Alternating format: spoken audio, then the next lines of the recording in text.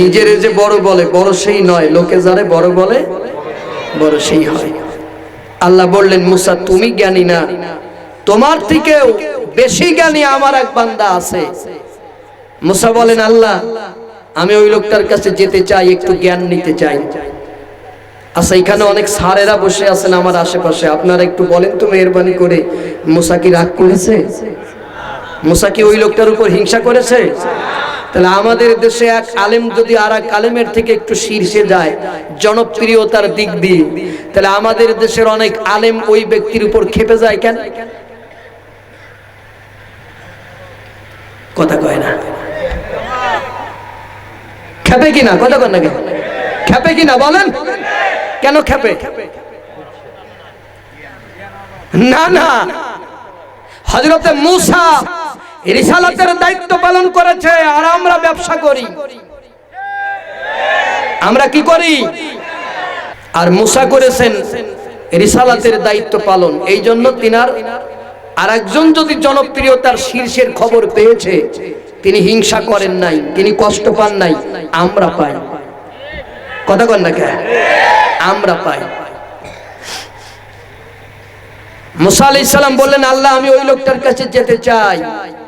আল্লাহ easily বলে দিতে পারতেন, এই রাস্তা দিয়ে গেলে তুমি আমার বান্দারে পাবে, কিন্তু আল্লাহ তা বললেন না। বললেন, মূসা একটা মাছ ভেজে নাও। মাছ ভাজা বোঝেন? কথা বলতে হবে, ভাজা বোঝেন?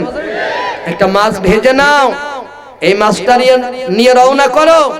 যেদিন এই মাছটা জীবিত হবে সেদিন আমার ওই বান্দারে পাবে, যদি ওই মাছের পিছনে তুমি যাও। এই মাছটা কবে জীবিত হবে মূসা তা জানে? তাহলে এইটা মূসার জন্য কঠিন না সহজ? কঠিন। এই কঠিন আল্লাহ কেন করে দিলেন? কারণ ওই যে মূসা বলেছে আমি জ্ঞানী, আল্লাহর এটা পছন্দ হলো না। আমিত্ব ভাব, আপনি নিজে বড়, এটা যদি কাউকে দেখাতে চান এটা আল্লাহর পছন্দ না। আপনি যদি সম্মান বাড়াতে চান, আপনি যত নিচে নামতে পারবেন, মানুষের কাছে যত ছোট হতে পারবেন, আপনার মর্যাদা তত বেড়ে যাবে। আর আপনি মানুষের কাছে যত হিরো হবার জন্য নিজেকে আপনি হিরো সেজে ঘুরে বেড়াবেন, আপনি লাস্টে জুতার বাড়িও খাইতে পারেন। আমার ওয়াজ বুঝলে বুঝপাতা, না বুঝলে তেজপাতা। বুঝলে বুঝপাতা, না বুঝলে তেজপাতা। আমি সব কথা আপনাদের খুলে বলতে পারবো না, কিছু কিছু কথা আপনাদের বুঝে নিতে হবে, যদি আপনাদের যোগ্যতা থাকে। কথা কন না কেন? ঠিক আছে কিনা? মূসা আলাইহিস সালাম একটা সফর সঙ্গে নিলেন, তার নাম হলো ইউশা বিন নুন। নাম কি? ইউশা বিন নুন। এটা কোন সূরায় আসছে? সূরা কাহাফে। কিছু দূরে গেলে ইউশা বলে, হে আল্লাহর নবী কতদিন হাঁটবো? মূসা বলেন, হুকবা। হুকবা শব্দের অর্থ 2,88,000 বছর হাঁটবো। এতদিন মূসা বাঁচবে? কথা কয় না, এতদিন মূসা বাঁচবে? তাহলে এই কথা বললেন কেন? এই কথা বললেন তার কারণ হলো, আমি যতদিন বাঁচবো ততদিন হাঁটবো, আমি যতদিন ওই লোকটার না পাবো ততদিন হাঁটবো। তাতে যদি আমার মৃত্যুও হয়, তাহলে হযরতে মূসা একজন কিতাবপ্রাপ্ত নবী, তিনি যদি জ্ঞান লাভের জন্য আজীবন হাঁটবার দৃঢ় প্রত্যয় ব্যক্ত করতে পারে, আমরা কেন তাফসীর মাহফিলে 2 ঘন্টা বসে থাকতে পারি না? দেখবেন যে কত মানুষ উঠা বসা করবে, উঠা বসা করবে, দেখবেন আপনারা, আজকে দেখতে পারবেন। কারণ কি জানেন? ও হলো, ওর ব্রেন হলো লো ভোল্টেজে। কি ভোল্টেজ? Low voltage. ওর ব্রেনে চাপ নিতে পারে না। কথা কি খারাপ কইছি? কথা খারাপ কইছি? বন্ধুগণ আমার, হযরতে মূসা আলাইহিস সালাম কিছু দূরে গিয়া ইউশাকে বললেন, আই এম ভেরি টায়ার্ড, মানে আমি খুব শক্তিশালী। মানে কি? আপনারা ইংরেজি বোঝেন না দেখতেছি, আমাদের বাংলাদেশের আবার কেউ কেউ ইংরেজি বোঝে না, ইংরেজি বললে তারা খেপে যায়। আপনারা আবার খেপেন না তো? আরে কথা কয় না, আপনারা আবার খেপেন না তো? যা, খুশি হলাম যে আপনারা ইংরেজি বোঝেন। আর বুঝবেন না কেন? এখানকার মানুষ তো শিক্ষিত মানুষ। বাংলাদেশে কিছু আবাল আছে, ইংরেজি বললে তারা বোঝে না, আর উল্টে খেপে যায়। এরাই ফতোয়া দিয়েছিল মুসলমানদের ছেলেদের ইংরেজি পড়ানো যায়, মুসলমানদের ছেলেদের ইংরেজি পড়া হারাম। এই একটা ফতোয়া দেওয়ার কারণে ভারতীয় উপমহাদেশে মুসলমানেরা হাজার হাজার বছর পিছনে চলে গেছে। মুসলমানদের ডাক্তার তৈরি হয় নাই, মুসলমানদের ইঞ্জিনিয়ার তৈরি হয় নাই, ব্যারিস্টার তৈরি হয় নাই, জজ তৈরি হয় নাই, উকিল তৈরি হয় নাই, হয়েছে সব বিধর্মীরা। আজকে মুসলমানদের এরা এমন একটা পর্যায়ে নিয়ে যেতে চাইছিল, ওরা আমাদেরকে ধরা দিতেছে যে খানকা, মসজিদ আর হলো মাজার, এই ছাড়া আমাদের আর যাওয়ার কোন রাস্তা নাকি নাই। ওরা বলে যে দুনিয়ারে লাথি মারো, আখেরাত জড়ায় ধরো। কথা বল না কেন? দুনিয়ারে লাথি মারো, আখেরাত। অথচ আল্লাহ কোরআনে শিখাই দিল, রব্বানা আতিনা ফিদ দুনিয়া হাসানাতাও ওয়া ফিল আখিরাহ।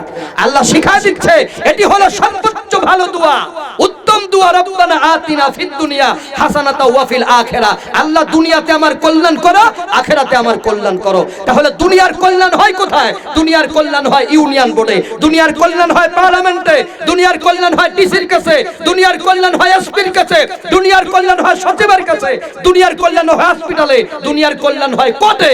কোন জায়গা মাওলানার আছে? একটা জায়গার নাম আমার আপনারা বলেন। ধান্দাবাজের দল মসজিদে অনেক জায়গা লিখে রাখে, মসজিদের ভিতরে দুনিয়াবি কথা বলা যাবে না, এক সর মেরে 32 দাঁত ফেলে দেবে। মসজিদের ভিতরে দুনিয়াবি কথা বলা যাবে না, বজ্জাত। আমার নবীর মসজিদ ছিল পার্লামেন্ট, ঠিক কিনা? আমার নবীর মসজিদ ছিল কোর্ট। আমার নবী মসজিদের ভিতর বসে বিচার ফায়সালা করেছে। সরের গোষ্ঠী মসজিদে দুনিয়াবি কথা বলা যাবে না, তো ওখানে তুমি কি করতে যাও?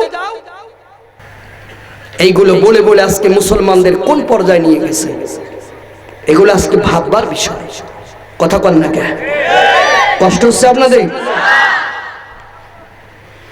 হযরতে মুসা আলাইহিস সালাম ঘুমিয়ে পড়লেন। ইউসা মনে মনে চিন্তা করেন, মুসা আল্লাহর নবী, তার জীবনের সব গুনাহ আল্লাহ মাফ করে দিয়েছে, আমি তো নবী না, আমি একটু ইবাদত করি। এটা বলে তিনি পানিতে নামলেন, ওযু করতে শুরু করলেন। ওযুর এক ফোঁটা পানি ওই মাছের উপর লাগার সাথে সাথে মাছটা জীবিত হইয়া পানির ভিতরে চলতে শুরু করলো। আপনার পানির এলাকার মানুষ মাছ দেখেছেন, মাছ সোজা যায় না আঁকা বাঁকা যায়? কথা বল না, সোজা যায় না আঁকা বাঁকা যায়? হাদিসের ভিতরেও তাই আসছে যে মাছটা আঁকা বাঁকা যাচ্ছে আর রাস্তাও আঁকা বাঁকা হচ্ছে।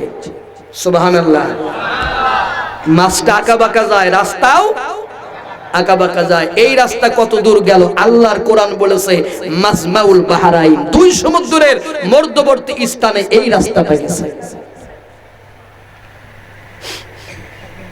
ইউসা এটা দেখে চামড় হলেন, তিনি ইবাদতে মশগুল হলেন। মুসা ঘুম থেকে জেগে বললেন, লেট আস গো, চলো আমরা যাই। অনেক দূরে গিয়ে বললেন, আমার নাস্তা দাও। ইউসা মনে করেছে এই মাছটাই মনে হয় নাস্তা। এই মাছের খবর তো আর ইউসা জানে না, জানে তো বলতেছে, আল্লাহর নবী, মাছটা তো জীবিত হইয়া পানিতে চলে গেছে। মুসা কয়, বেটা আমি তো ওই রাস্তাটাই খুঁজতেছি, তুই কেন আমারে বলিসনি? কয়, আমি বলতে চাইছিলাম, শয়তান আমাকে ভুলাই দিয়েছে। হযরতে মুসা আলাইহিস সালাম আবার তিনি পায়ের চিহ্ন দেখে দেখে ফিরে আসলেন। এসে দেখলেন যেই জায়গা ঘুমাইছিলেন ওই জায়গা থেকে একটা রাস্তা সমুদ্রের ভিতরে চলে গেছে। আল্লাহর নবী হযরতে মুসা আলাইহিস সালাম ওই রাস্তা দিয়ে হাঁটলেন। অনেক দূরে যাওয়ার পর একজন মানুষের দেখা পাইলেন, যার নাম হযরতে খিজির আলাইহিস সালাম। তার নাম কি? আরে জোরে কোন, সাউন্ড বক্সের আওয়াজ বাড়বে। তার নাম কি? খিজির আলাইহিস সালাম। হযরতে মুসা আলাইহিস সালাম তার সালাম দিলেন, সে উত্তর দিলেন। দেওয়ার পরে মুসা বললেন, আনা মুসা। তিনি বললেন, কোন মুসা? মুসা বললেন, আমি বনি ইসরাইলি মুসা। তুমি আমার কাছে কেন এসেছো? মুসা বললেন, হে আল্লাহর বান্দা, আপনার যে আল্লাহ জ্ঞান দিয়েছে ওই জ্ঞান থেকে আপনি আমার একটু জ্ঞান দেন। তিনি বললেন, লান তাস্তাতিআ মাইয়া সাবরা, তুমি আমার সাথে ধৈর্য ধারণ করে থাকতে পারবা না। মুসা বললেন, কেন? খিজির বললেন, ওয়া কাইফা তাসবিরু আলা মা লাম তুহিত বিহি খবরা, যার যেই বিষয় জ্ঞান নাই ওই বিষয় তার ধৈর্যও নাই। তাহলে অরিজিনালি তাফসীর হলে শ্রোতারা কেন চলে যাবে? এবার উত্তর কি পাইছেন? কথা কয় না, উত্তর কি পাইছেন? এখন দেখেন বাস্তবতা, এবার বাস্তবে যান। মুসা বললেন ইনশাআল্লাহ আমি পারবো। তো চলো, শর্ত দুইটা। কয়টা? আওয়াজ করতে হবে। তাফসীরের ক্লাস টনটনে ক্লাস হবে, আওয়াজ করেন। কয়টা? এক নাম্বার শর্ত হলো যা দেখবা যা শুনবা আমি না বলে দিলে প্রশ্ন করতে পারবা না। দুই নাম্বার তোমার মুখ বন্ধ রাখবা, কথা বলতে পারবা না। মুসা কয় আমি রাজি, চলো। অনেক দূরে গিয়ে একটা নদী পাইছে, এই নদী পার হতে হবে। নদীর ঘাটে একটা নৌকা দাঁড়িয়ে আছে, তিনটা বালক ওই নৌকার উপর বসে আছে। নৌকাটা দেখে মনে হচ্ছে যে এই নৌকাটা খিজির এবং মুসার জন্য স্টিল দাঁড়িয়ে আছে। হযরত মুসা এবং খিজির নৌকায় উঠলেন, তারা বিদ্যুতের গতিতে নদী পার করে দিল। সুবহানাল্লাহ কয় না? নদী পার হবার পরে কিছু মুদ্রা ওই বালকদের হাতে খিজির তুলে দিলেন। তারা বললেন লাগবে না। কেন? তোকে যে এই জামানার দুজন শ্রেষ্ঠ মানুষ আমাদের নৌকায় উঠেছে, টাকা নেব না, আমরা বিনা টাকায় পার করে দিলাম। সুবহানাল্লাহ। তার মানে কি বোঝেন? ওই যুগে আল্লাহওয়ালা মানুষের সম্মান ছিল। কথা বল না কেন? এখন আল্লাহওয়ালা মানুষের সম্মান আছে কি নাই? এখনো আছে। কিভাবে আছে আমি বুঝাই। একটা ছেলে রাস্তায় বিড়ি খাচ্ছে, একটা আলেম লোক যাচ্ছে, একটা মুরব্বী লোক যাচ্ছে। ছেলেটা বিড়িটা বাম হাতে লুকাইয়ে ডান হাত দিয়ে আসসালামু আলাইকুম দিতেছে, তার মানে এটা আলেমদের প্রতি সম্মান। কথা কোন ঠিক কিনা? একটা মেয়ে রাস্তা দিয়ে যাচ্ছে, ওড়না নাই, একজন হাজী সাহেব দেখে মুরব্বী লোক দেখে মাথায় কাপড়টা টেনে দিচ্ছে, এটা আলেমদের প্রতি সম্মান। ঠিক কিনা?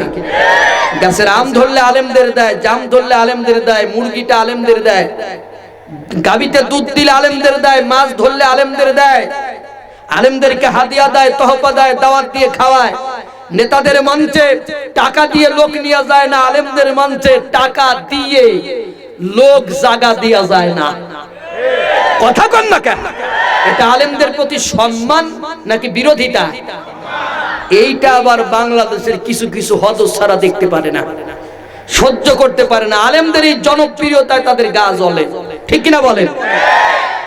এটা আমাদের আমলিগ ভাইয়েরা না, এটা বিএনপিও না, এটা জামাতও না, লাঙ্গলের লোকও না। এই কাজ তারা করে না। যারা অরিজিনালি বঙ্গবন্ধুর দল করে তারা আলেমের ভালোবাসে, তারা কোরআন ভালোবাসে, তারা নামাজ ভালোবাসে, আল্লাহর দ্বীন ভালোবাসে। এই কাজটাই শুধুমাত্র তারা করে। আলেমদের বিরোধিতা যারা বাম এবং রাম, তারা মানবতার কথা বলে, মানবতার গান গায়। যদি কোন জায়গায় কোন টুপিওয়ালা কোন টুপি নাই তারে মারে, তাহলে তারা রাস্তায় মিছিল নিয়ে বাইরে হয়। মানবতাবাদী টুপিওয়ালারা অন্যায় ভাবে মানুষ মারতেছে। আজকে মোদি নিরীহ হাজার হাজার মুসলমানদের মারতেছে। এই মানবতা শয়তানদের একটা দিন রাস্তায় দেখেছেন? কতক্ষণ দেখেছেন? এরা মানবতাবাদী নয়, এরা হলো ভিনদেশীদের দালাল। এরা কিসের দালাল? ভিনদেশীদের দালাল। ভিনদেশীদের স্বার্থ উদ্ধার করাই হলো এদের এক নাম্বার কাজ। এদের কিনে নিয়ে বাংলাদেশের সব দলের লোকেরই বড়ই দরকার। এরা সুযোগ সন্ধানী, এরা সুযোগ পাইলেই যে কোনো মানুষকে অ্যাটাক করতে পারে। ওদেরকে দুধ কলা দিয়ে পুষার কোনো দরকার নাই। হযরত মুসা আলাইহিস সালাম লক্ষ্য করলেন খিজির নৌকাটা পার হয়ে এক বাড়ি দিয়ে নৌকাটা ফাটায় ফেলেছে। মুসা আলাইহিস সালাম বলেন, খিজির, যারা আমাদের বিনা টাকায় পার করে দিল তাদের নৌকা ফাটায় দিলে কেন? এই নৌকা যে ফাটাইছে এর ভিতর কল্যাণ আছে কি নাই? জোরে কর না। মুসা কি তা জানে? ধৈর্য ধরতে পেরেছে? এটাই হলো বাস্তবতা। এই জ্ঞানটা মুসার তখন ছিল না। এই জন্য বলে মুসার কিন্তু ওয়াদা দেওয়া আছে, কথা বলতে পারবে না, প্রশ্ন করতে পারবে না, কিন্তু মুসা ধৈর্য হারা হয়ে বলতেছে, হে খিজির, যারা আমাদের বিনা টাকায় পার করে দিল তাদের নৌকা ফাটাই দিলে কেন? ওরা তো আমাদের সম্মান করেছে, আলহামদুলিল্লাহ। আর আমাদের কি করেছে? সম্মান করেছে। হযরত খিজির বলেন, মুসা, আমি তোমার আগেই বলেছিলাম তুমি আমার সাথে ধৈর্য ধরে থাকতে পারবা। কথা বল না কেন? ধৈর্য ধরে থাকতে। মুসা কয় যে আমার ভুল হয়েছে, আমারে মাফ করে দেন, আমাকে এই কারণে আপনি দল থেকে বের করে দেবেন না। মুসা কয়, খিজির বলে সামনে চলো। অনেক দূরে গিয়ে দেখে অনেকগুলো বালক খেলে বেড়াচ্ছে, একটা বালকের ধরে এক কোপ দিয়ে দেহ থেকে মাথাটা আলাদা করে ফেলেছে। মুসা আলাইহিস সালাম বলেন, খিজির বিনা কারণে একটা নিষ্পাপ শিশুকে হত্যা করলে কেন? বলেন, এই বালকের যে হত্যা করেছে এর ভিতরে রহস্য আছে কি নাই? কথা বলতে হবে। মুসা কি ধৈর্য ধরতে পেরেছে? কারণ এই জ্ঞানটা তখন মুসার ভিতরে নাই। মুসা বলেন, আমার ভুল হয়েছে, আমাকে মাফ করে দেন, চলো সামনে। কয়টা হলো? কথা কয় না, কয়টা হলো? চলো সামনে। এবার সামনে গিয়া এক গ্রামে ঢুকেছে, যে বাড়ি যায় খাবার চায়, খাবার দিয়া তো দূরের কথা, দরজা বন্ধ করে দেয়। মুসা তো এমনি রাগী মানুষ, হেভি রেগে গেছে। মুসা লক্ষ্য করে দেখেন ওই গ্রামের এক পাশে একটা বাড়ির ওয়াল ভেঙে গেছে, একটা বাড়ির দেওয়াল ভেঙে গেছে। দেওয়াল চেনেন? বাড়ির চারপাশে ইট দিয়ে গেঁথে দেয়, ওইটার নাম কি? দেওয়াল। ওয়াল, প্রাচীর আপনাদের এলাকায় কি বলে? দেওয়াল বলে। একটা দেওয়াল ভেঙে গেছে। এখন ওই দেওয়ালটা খিজির আলাইহিস সালাম ইটগুলো তুলে তুলে ভালো করতেছে। মুসা আলাইহিস সালাম বলতেছেন, খিজির, যেই গ্রামের লোকেরা আমাদের খেতে দিল না, তাদের দেওয়াল ভেঙে যাক না জাহান্নামে যাক, বিনা টাকায় আমরা তা ঠিক করে দেব কেন? খিজির বলেন, মুসা, আমি তোমাকে আমার দলে রাখবো না। মুসা বলে, আমি এই জিন্দেগিতে তোমার সাথে আর থাকবো না। কিন্তু তুমি এই তিনটে কাজ কেন করেছো? এই নৌকাটা কেন ফাটাইছো? ফাটানো বোঝেন? ভেঙে দিয়া বোঝেন তো? এই নৌকাটা কেন ভেঙে দিয়েছো? এই বালকের মাথা তুমি কেন কেটেছো? আর বিনা কারণে পারিশ্রমিক ছাড়া এই বাড়ির প্রাচীরটা তুমি কেন ভালো করে দিয়েছো? এই তিনটা কারণ যদি তুমি আমারে না বলো, আমি এখান থেকে যাব না। তো হযরতে মুসা যদি ওই তিনটা কারণ জানতে চায়, আপনারা জানতে চান না? না, আপনাদের জানার ইচ্ছা নাই। কি আপনাদের জানার ইচ্ছা আছে? কিন্তু আজকে আমার বলার কোনো ইচ্ছা নাই। কথা বুঝেছেন? আজকে আমি এই তিনটা বলবো না। আপনাদের সমস্যা আছে? হ্যাঁ, কি সমস্যা আছে বলেন? আপনারা জানতে পারবেন না। আর এই তিনটা আমি বললে আগামী বছর আমি আসতে পারবো না। তাহলে আপনাদের জানার আমার আশা এক বছর বেড়ে যাক, আল্লাহ যদি বাঁচায়। কি ঠিক আছে কিনা? তাহলে এই তিনটা থেকে যাক, আপনারা কষ্ট পাবেন না। কি বলে দেব? কথা কয় না, বলে দেব? বললে আমি এখন বলবো না, বলবো আখেরি দুয়ার একটু আগে, শুনে বাড়ি যাবেন। এখন তো বলবোই না। আমি দাওয়াত দিলাম, আখেরি দুয়ার আগে শুনে তারপরে যাবেন। ঠিক আছে কিনা? জি। সম্মানিত বন্ধুগণ আমার, আসুন আমরা একটু জিকির করি, লা ইলাহা ইল্লাল্লাহ, লা ইলাহা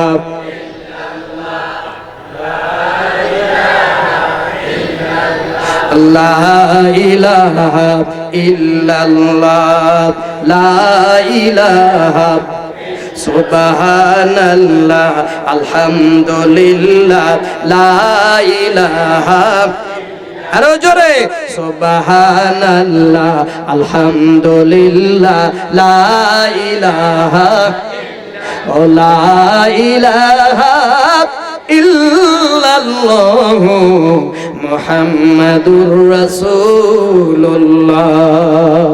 সকলে পড়ুন সাল্লাল্লাহু আলাইহি ওয়াসাল্লাম। বন্ধুগণ, আসেন আমরা মহাগ্রন্থ আল্লাহর কোরআনের আলোচনায় যাই। সবাই পড়েন, আউযু বিল্লাহি মিনাশ শাইতানির রাজীম, বিসমিল্লাহির রাহমানির রাহিম, আলিফ লাম রা, কিতাবুন আনজালনাহু ইলাইকা লিতুখরিজান নাসা মিনাজ যুলুমাতি ইলান নূর। আমার সাথে পড়ুন, সাদাকাল্লাহুল আযীম। সম্মানিত ভাইরা, আমি মহাগ্রন্থ আল কোরআনুল কারীমের 14 নম্বর সূরা ইব্রাহিমের এক নাম্বার আয়াত আপনাদের সামনে তেলাওয়াত করেছি, বাংলা মানেটা আপনাদের বলে দেই। এখানে আল্লাহ রাব্বুল আলামিন বলছেন আলিফ লাম রা, কিতাবুন আনজালনাহু ইলাইকা লিতুখরিজান নাস, নবী হে এই কিতাব আমি তোমার উপর নাজিল করেছি কেন? লিতুখরিজান নাস, তুমি মানুষদেরকে বের করে আনবে মিনাজ যুলুমাতি ইলান নূর, জাহিলিয়াতের অন্ধকার থেকে ঈমানের আলোতে। আল্লাহু আকবার। রব্বুল আলামিন এই আয়াত সংক্রান্ত কিছু কথা বলবার তৌফিক আমারে দেন, আর সকলকে শুনে বুঝে আমল করবার তৌফিক দেন কোন আমিন। এখানে আল্লাহ বলতেছেন আলিফ লাম রা হরফুল মুকাত্তাআত। 29টা সূরার প্রথমে আল্লাহ পাক হরফুল মুকাত্তাআত ব্যবহার করেছেন, যেমন আলিফ লাম মিম, আলিফ লাম রা, তাহা, ইয়াসিন, তাসিম, মিম, সবগুলো হরফুল মুকাত্তাআত। আল্লাহ রাব্বুল আলামিন বলেন হুয়াল্লাযী আনজালা আলাইকাল কিতাবা মিনহু আয়াতুম মুহকামাত হুন্না উম্মুল কিতাব ওয়া উখারু মুতাশাবিহাত। মহাগ্রন্থ আল্লাহর কোরআনে দুই ধরনের আয়াত আছে। কে বলতেছে? এক প্রকার আয়াত মুতাশাবিহাত, আর এক প্রকার আয়াত মুহকামাত। আল্লাহ বলেন মুহকামাত আসল বুনিয়াদ, এর মানে করা যায়, অর্থ করা যায়, গবেষণা করা যায়, এটা নিয়ে চিন্তা ভাবনা করা যায়। আর মুতাশাবিহাত আল্লাহ বলেন ওয়ামা ইয়ালামু তা'বিলাহু ইল্লাল্লাহ, এর অর্থ আল্লাহ ছাড়া দুনিয়ার কেউ জানে না, কেউ জানে না। মুতাশাবিহাতের অর্থ আল্লাহ ছাড়া কেউ জানে না। ফাআম্মাল্লাযীনা ফি কুলুবিহিম যায়গুন, যাদের অন্তরে ব্যাধি আছে। কে বলতেছে? ব্যাধি দুই প্রকারের হয়। কয় প্রকার? এক প্রকার মেন্টালিটি, আর এক প্রকার ফিজিক্যালি। যেমন ইব্রাহিম আলাইহিস সালাম একটি ফাঁকা মাঠের ভিতর বসেছিলেন, সেখানকার কয়েকটা ছেলে গিয়ে বললেন হে ইব্রাহিম চলো আমরা মেলায় যাই। ইব্রাহিম আলাইহিস সালাম তারকার দিকে তাকালেন, তারকার দিকে তাকিয়ে তিনি বললেন ফানাজারা নাজরাতান ফিন নুজুমি ফাকালা ইন্নী সাকিম, নিশ্চয় আমি অসুস্থ। কেউ কেউ বলেছে ইব্রাহিম মিথ্যা কথা বলেছেন। নেবা, নবী কখনো মিথ্যা বলতে পারে না। ইব্রাহিম আলাইহিস সালাম তখন অসুস্থ ছিলেন, এটা শারীরিক নয়, এটা হলো মেন্টালিটি। তিনি ফিজিক্যালি পারফেক্ট ছিলেন, বাট মেন্টালিটি ইনজুরি ছিলেন, কারণ তার জাতির লোকেরা ধ্বংসের দ্বার প্রান্তে চলে গিয়েছিল, এটা ভেবে তিনি অসুস্থ হয়ে গিয়েছিলেন। কি আলোচনা কি চলবে? আল্লাহ বলেন ফাআম্মাল্লাযীনা ফি কুলুবিহিম যায়গুন, যাদের অন্তরে ব্যাধি আছে, ফায়াত্তাবিউনা মা তাশাবাহা মিনহু ইবতিগাআল ফিতনা, ওরা সমাজে ফিতনা ফাসাদ মারামারি গন্ডগোল বাঁধানোর জন্য মুতাশাবিহাতের পিছনে লেগে থাকে। এই গ্রুপ বাংলাদেশে আছে কি নাই? তাহলে তারা কারা? এটা চিহ্নিত করার দায়িত্ব আলেম ওলামার আছে কি নাই? দেখবেন যে বাংলাদেশে এক প্রকার গান আছে শরিয়াত এবং মারুফতের গান। আপনাদের এলাকায় হয় কিনা আমি জানি না, শুরু হবে কম, তাতে কি হয়েছে? শরিয়াত এবং মারুফতের গান। একজন হয় মারুফতের মোল্লা, আর একজন হয় শরিয়াতের ফকির। তো তারা গান গায়। বর্তমানে আমাদের সরকার দুইজন বয়াতিরে জেলখানায় আটকাইছে, আপনারা জানেন তো? কথা বলেন না কেন? কথা বলেন, আপনারা জানেন কেন আটকাইছে? কারণ তারা এমন কিছু কথা বলেছে যা মুসলমানদের সহ্য করার মতো পরিস্থিতি ছিল না। শয়তানের মতো খারাপ কথা আল্লাহর নিয়ে বলে না। এবং তারা বর্তমান আলেম উলামাদেরকে নিয়ে অনেক মন্তব্য করেছে। আমরা কখনো তাদের নিয়ে মঞ্চে কথা বলতে চাইনি, কিন্তু যেহেতু আজকে তারা আলেমদের নিয়ে কথা বলা শুরু করেছে, তাই তাদের সম্পর্কে দুই চারটে কথা না বললেই হবে না। দেখেন শরিয়াতের মোল্লা গান গাচ্ছে, সুর দিয়ে শোনাবো না সুর ছাড়া শোনাবো? অদম পাগল ভেবে বলে শোনো আমার বন্ধুগণ, হিসাবে মাপ পাইবে না, পড়িলে ওজনে কম, পড়িলে ওজনে কম। আরে ইবলিসের চলে যে জনাব বিপথে চলে, আরে ইবলিসের চলে যে জনাব বিপথে চলে, আরে হইবে খান্নাস নাই তার জান্নাত হাবি আর মাঝার তোরি, শরিয়াতি ধর তোরি শরিয়াতি ধর। কথা কয় না? শরিয়াতের মোল্লার গান শুনেছেন? এইবার দেখেন মারুফতের ফকির গান গাচ্ছে, শুনবেন না আপনারা? এমনও সুন্দর আগে দেহ মসজিদ ঘর খালি ফেলে তারে রেখো না, এই দেহ পুরে বসায়া খোদারে কাতরে করো তার প্রার্থনা। ভালো কথা, খোদারে দেহের ভিতর ভরিয়ে আমরা কাতরে প্রার্থনা করব, এটা তো খারাপ কথা না, ঠিক না? এখন দেখেন প্রথম অন্তরা কি বলতেছে, চৌদিকে ইমাম দিতাছে আজান, একজন আর নাম গায়, কপট দিয়া ঘরে দেখো গা ধ্যান করে, এই দেহ মিনারায় তোমার দিনের নবী মুস্তাফা তাহার গারে হীরায় পায়াছে মারুফাতের নিশানা। কি বুঝছেন বলেন? গান তো আপনারা শোনেন, গানে জ্ঞান হয়, কি বুঝেছেন? আমি কি আপনাদের বুঝা দিব?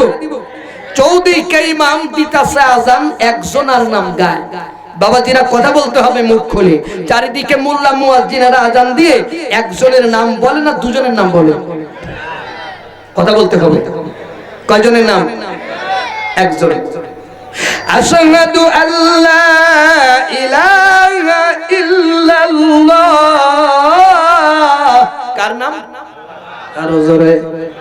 আশহাদু আন্না মুহাম্মাদার রাসূলুল্লাহ, কার নাম? তাহলে কয়জনের হলো? ওরা বলল চৌদিকে ইমাম দিতাছে আজান, একজনের নাম গায়, তাহলে বাদ দিল কারে? কেন বাদ দিল? এজন্য আপনাদের আরেকটা গান শুনতে হবে, কথা কয় না? আরেকটা গান না শুনলে বুঝবেন না। ওরা গান গাচ্ছে, দয়াল মুর্শিদ গুরু গো লোহারে বানাইলা কাঞ্চা সোনা, গুরুর চরণ যে করছে সাধন, বিনা দুধে দই পাতিয়া খাইতাছে মাখন,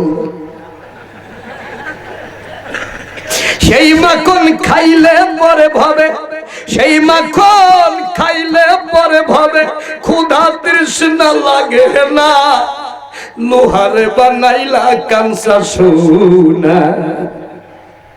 এই গুরু থাকে কোথায়? মাজারে। কোথায় থাকে? এই গুরুরে কি বলে? আরেকটা গান শোনা লাগবে, শোনাবো আপনাদের। ওরাই গায়, এটা কিন্তু আমাদের বানানি না। এবার ওরা গান গাচ্ছে, দয়াল বাবা কেবলা কাবা আয়নার কারিগর, আয়না বসাইয়া দে মোর কলবের ভিতর, বাবারে আয়না বসাইয়া দে মোর কলবের ভিতর। দয়াল বাবা, এই দয়াল বাবার চেহারা কেমন? ওদের চুলে জটলা, দাড়িতে জটলা, গায়ে সালার চট, লোহার শিকল। কতক্ষণ না কা? এই চুলে জটলা ওদের হলো কেন? দাড়িতে জটলা হলো কেন? কোন মৌলবীর কাছ থেকে তথ্য পাইছেন? কথা কয় না, তথ্য পাইছেন? আজকে তথ্য নিয়ে যান, সব ওদের গান দিয়ে জবাব দেব।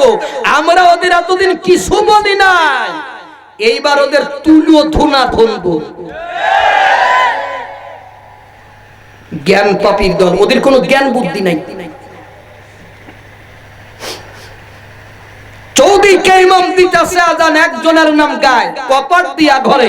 যখন আজান হবে তখন তোমরা কপাট দিয়া ঘরে দেখো গা ধ্যান করে। ওই বেটা আজান হলে কপাট দিয়ে ধ্যান করবি কা?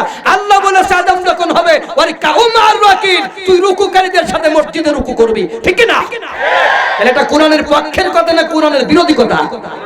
তাহলে ওরা কত বড় কোরআন বিরোধী কথা চিন্তা করেন আপনি। ওরা বলে যে আজান হলে তুমি কপাট মেরে দাও, ধ্যান করো। এটা গেল প্রথম অন্তরা। দ্বিতীয় অন্তরায় কি বলেছে বাবাজিরা বলে দেয়? দ্বিতীয় অন্তরায় বলতেছে, হস্ত আর পদ কইরো না ধৌত, চক্ষু কর্ণ তোমার নাসিকা, মন পরিষ্কার ভাই হইয়া গেলে তোমার ওজুর দরকার লাগে না। কি কবে নেবার কর? নাউজুবিল্লাহ আসতে কর গে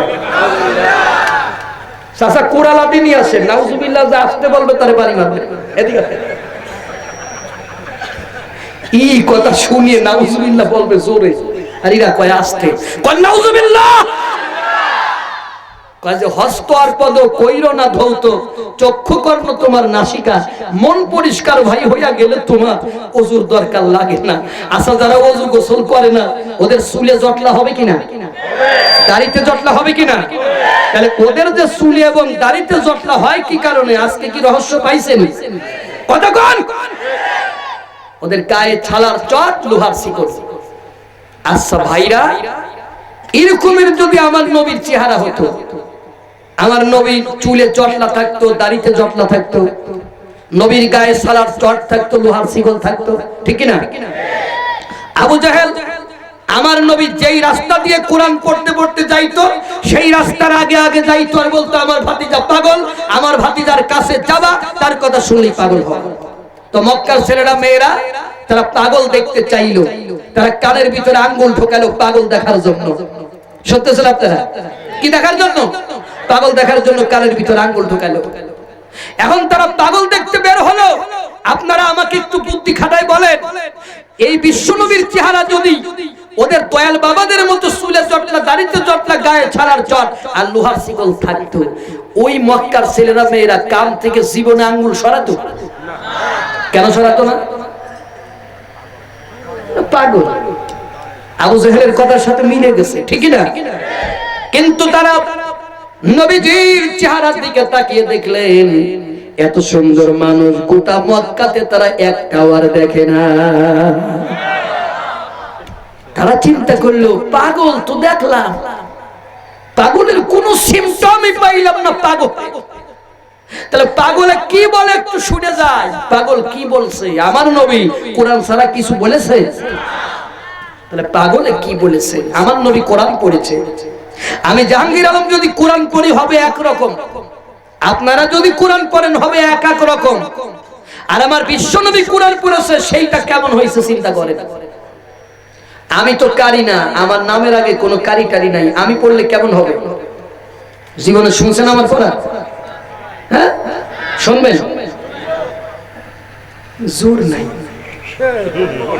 কি আপনারা শুনবেন? والأرض وضعها للأنام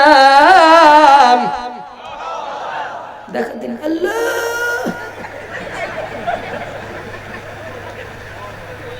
বলেন আল্লাহু আকবার। والأرض وضعها للأنام فيها فاكهة والنخل ذات الأكمام والحب ذو العصف والريحان فبأي آلاء ربكما تكذبان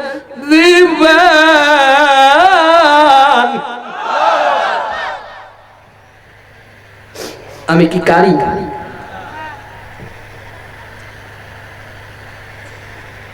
আমি পড়লে যদি এমন হয় তো আমার নবী পড়লে কেমন হতো? আল্লাহু আকবার। কি আলোচনা কি চলবে? কত রাত? হ্যাঁ সারা রাত। সারা রাত চলবে না। হ্যাঁ সারা রাত চলবে না। আমি কত দূর থেকে জার্নি করে এসেছি হিসাব আছে আপনাদের? এখানে আগে একদিন আগে আসতে হবে, ঘুমাইতে হবে, খাইতে হবে, পরের দিন ওয়াজ করতে হবে। কারণ আমি তো হেলিকপ্টার মার্কা হুজুর না, কথা বল না কেন? আর আমার হেলিকপ্টার দেবেও না, কারণ আমার চেহারা তো ভালো না।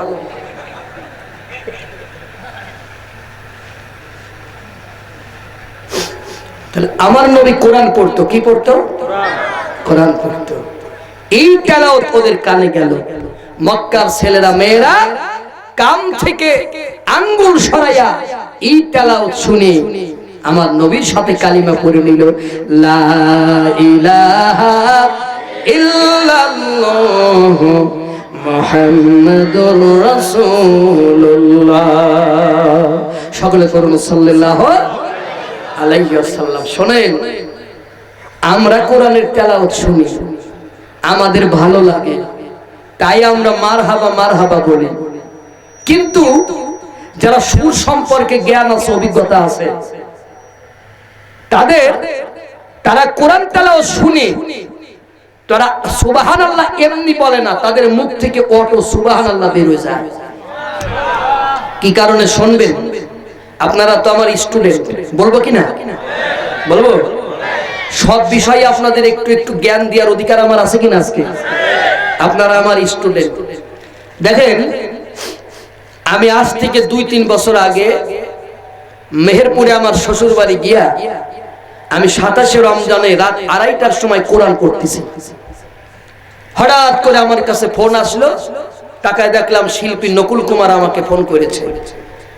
তা আমি ধরলাম, ধরার পরে বলতেছে, দাদা আজকে কোরআন নাজিলের রাত, রমজানের রাত, আপনি মুসলমান, আপনি মাওলানা মানুষ, ঘুম আসবে না আপনার চোখে, এটা স্বাভাবিক, কিন্তু আমি হিন্দু মানুষ, আমার চোখে কেন ঘুম আসতেছে না তা তো জানি না।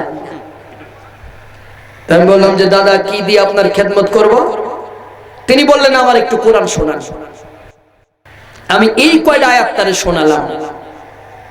তো এই কয়টা আয়াত শুনে আপনারা সুবহানাল্লাহ বলতে চাইলেন না, কিন্তু তিনি এই কয়টা আয়াত শুনে কি গান লিখেছে জানেন?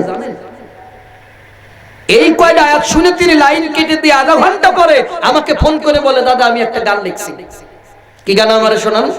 তো সে আমারে শোনাচ্ছে, কোন রাগিনী জানো না স্বরলিপিও মানো না, কোন রাগিনী জানো না স্বরলিপিও মানো না, তবু জানি না দিন রাত এমন মধুর সুরে কেমনে করো কোরআন তেলাওয়াত। তার বক্তব্য হলো, তোমরা মাওলানারা তো কোনো রাগ রাগিনী জানো না। রাগ রাগিনী বোঝেন? সকালবেলা দেখবেন শিল্পীরা হারমোনিয়াম নিয়ে হারমোনিয়াম টানতে বলবে,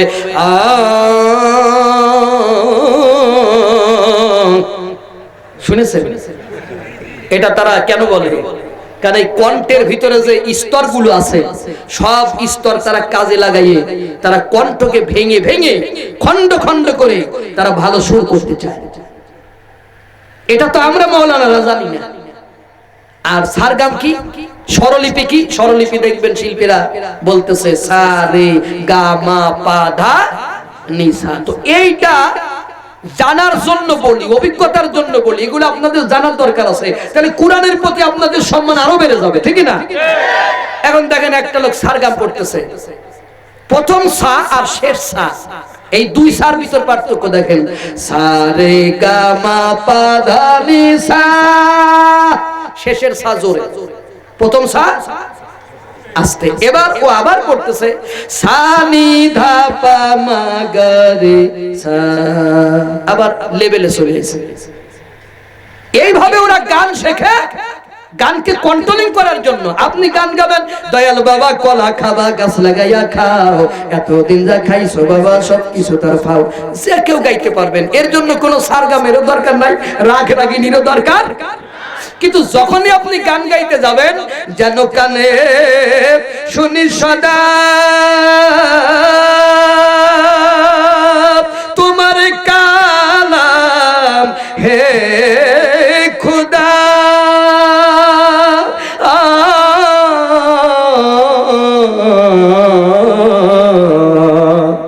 তখনই আপনার রাগ লাগবে, তখনই আপনার সারগাম লাগবে। কারণ ইচ্ছা করলেই কোনো মৌলবী এই গান গাইতে পারবে না।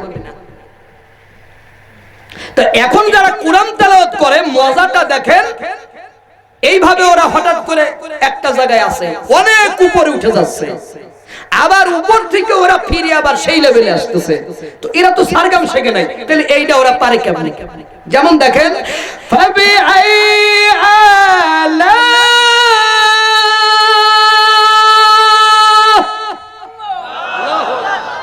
অনেক উপরে উঠে গেছি, অনেক উপরে উঠছি না?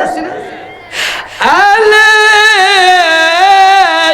রাব্বিকুম তুকাররিবান।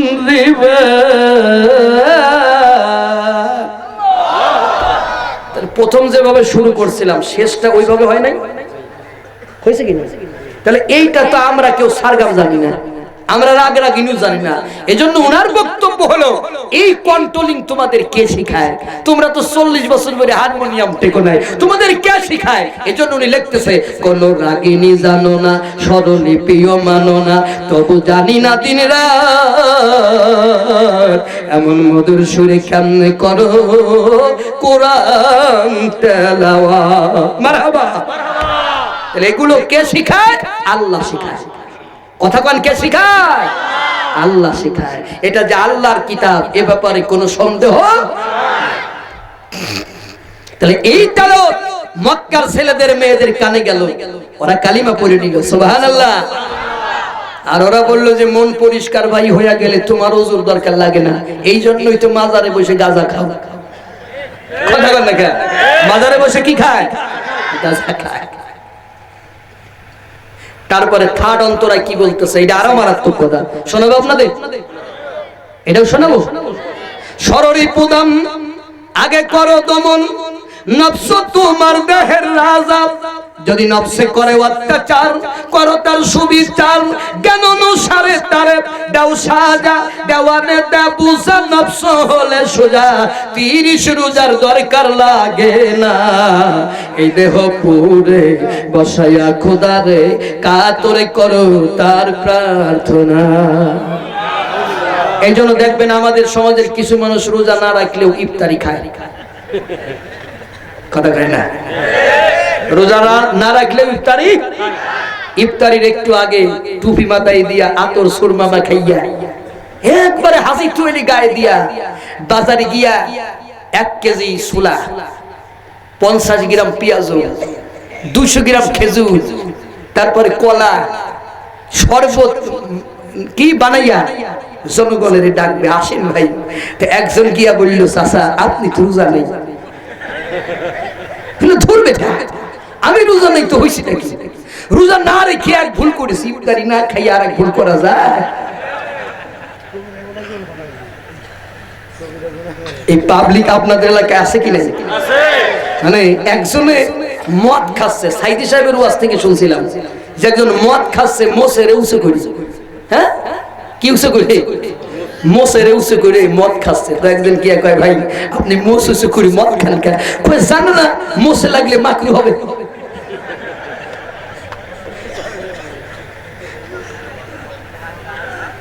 কষ্ট হয় নাকি? ওয়াজ কি চলবে? আমার আবার ভয় হয়, রাত বেশি হলে আমার ভয় হয় শ্রোতারা আবার কষ্ট পায় কিনা, এই জন্য একটু মাঝে মাঝে শুনি। বিরক্ত হবেন না তো? সম্মানিত বন্ধুগণ আমার, আল্লাহ বলেন যে ওমা ইয়ালামু তাবিলাহু ইল্লাল্লাহ, এর অর্থ আল্লাহ ছাড়া দুনিয়ার কেউ জানে না। আম্মাল্লাযীনা ফি কুলুবিহিম যায়গুন, যাদের অন্তরে আছে ব্যাধি, ফায়াত্তাবিউনা মা তাশাবাহা মিনহু ইবতিগাআল ফিতনা, তারা সমাজে ফিতনা ফাসাদ মারামারি গন্ডগোল বাঁধানোর জন্য তারা মুতাশাবিহাতের পিছনে লেগে থাকে। এরাই হলো সেই গ্রুপ। এরা কোন গ্রুপ? এরা সেই গ্রুপ। এরপর আল্লাহ বলেন কিতাব, এটি কেমন কিতাব? রাসূলের এক সাহাবী হযরত আয়েশার কাছে গিয়ে বললেন, উম্মুল মুমিনিন আপনি বলেন নবীর চরিত্র কেমন? নবীর কথা কন, নবীর চরিত্র কেমন? বোর কাছে গিয়া স্বামীর প্রশংসা পাওয়া যায়? হ্যাঁ, আপনারা তো বলবেন, কারণ ভয় আছে না, আশেপাশে আছে।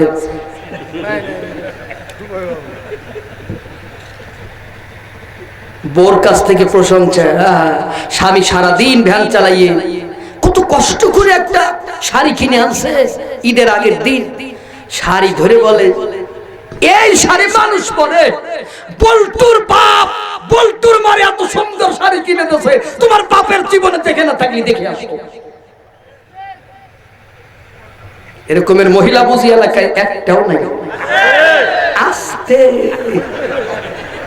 প্রজেক্টর দিয়া এমনি না, তারা আশেপাশে আছে, মাথা ফাটাবে। কথাটা ভুল কইছি না ঠিক কইছি? বোর কাছ থেকে প্রশংসা পাওয়া কঠিন ব্যাপার। আমার বউ প্রশংসা করে, সমস্যা নেই, কারণ আমি না বললে তো আল্লাহ এনে দেবে, সেই বেটা শুনবে না। আয়েশার কাছে বলতেছে রাসূলের চরিত্র কেমন? হযরত আয়েশার উত্তর শোনেন মহিলারা। হযরত আয়েশা বলেন, ও রাসূলের সাহাবী তোমার ঘরে কি কোরআন নাই? বলে হ্যাঁ আছে। হযরত আয়েশা বলে, ওগো রাসূলের সাহাবী শোনো, তোমার ঘরে যেইটা আছে কাগজের কোরআন, আমার বিশ্ব নবী জীবন্ত কোরআন। জবাব কি? তোমার ঘরে যেটা আছে কাগজের কোরআন, আমার বিশ্ব নবী জীবন্ত কোরআন। সুবহানাল্লাহ, আস্তে না জোরে। শিল্পী নকুল নাম শুনেছেন? হ্যাঁ, হিন্দু মানুষ নকুল বিশ্বাস, তিনি কোরআন নিয়ে এক আজব গান লিখেছে। সেই হিন্দু মানুষ কোরআন নিয়ে বলতেছে, কোরআন হলো এই দুনিয়ার জীবন্ত গ্রন্থ। তুমি প্রশ্ন করলে উত্তর পাবে, তুমি প্রশ্ন করলে কি পাবে? উত্তর পাবে। এমন প্রাণবন্ত কোরআন হলো এই দুনিয়ার জীবন্ত গ্রন্থ। যদি প্রশ্ন করো তোমার নাম কি হে প্রাণপতি, বলবে তখন ইন্না হোলা কোরআনুন কারীম। যদি প্রশ্ন করো কোরআন তোমার দেশের বাড়ি কই, বলবে লাউহে মাহফুজ ঠিকানাহীন নয়। বলো দুনিয়াতে আছে কয়টা বই, এমন মধুমন্ত কোরআন হলো এই দুনিয়ার জীবন্ত গ্রন্থ। আল্লাহু আকবার, আল্লাহু আকবার। একটা হিন্দু মানুষ, তার বক্তব্য হলো কোরআন জীবন্ত, তারে প্রশ্ন করলে উত্তর পাওয়া যায়। আমার হাতে যে কোরআন আছে, আমি যদি এই কোরআনকে প্রশ্ন করি, এই কোরআন কি তার জবান দিয়ে আমার উত্তর দিতে পারবে? জোরে বলেন। তাহলে আমি প্রশ্ন করলাম আপনাদের সামনে, মা ইসমুকা, হোয়াট ইজ ইওর নেম? তুমি জনগণের বলে দাও।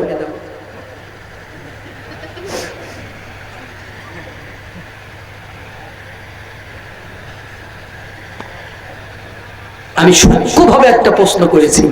আপনারা আমার ছাত্র না? কথা কয় না, ছাত্র না? আমি প্রশ্ন করেছি, এই কোরআনকে যদি আমি প্রশ্ন করি, এই কোরআন তার জবান দিয়ে, তার জবান দিয়ে কে আমার উত্তর দিতে পারবে? এই প্রশ্নটা করেছিলাম। তাহলে তিনি বলতেছেন কোরআন হলো এই দুনিয়ার জীবন্ত গ্রন্থ, তারে প্রশ্ন করলে উত্তর পাবে এমন প্রাণবন্ত। তাহলে এটা কোন কোরআন?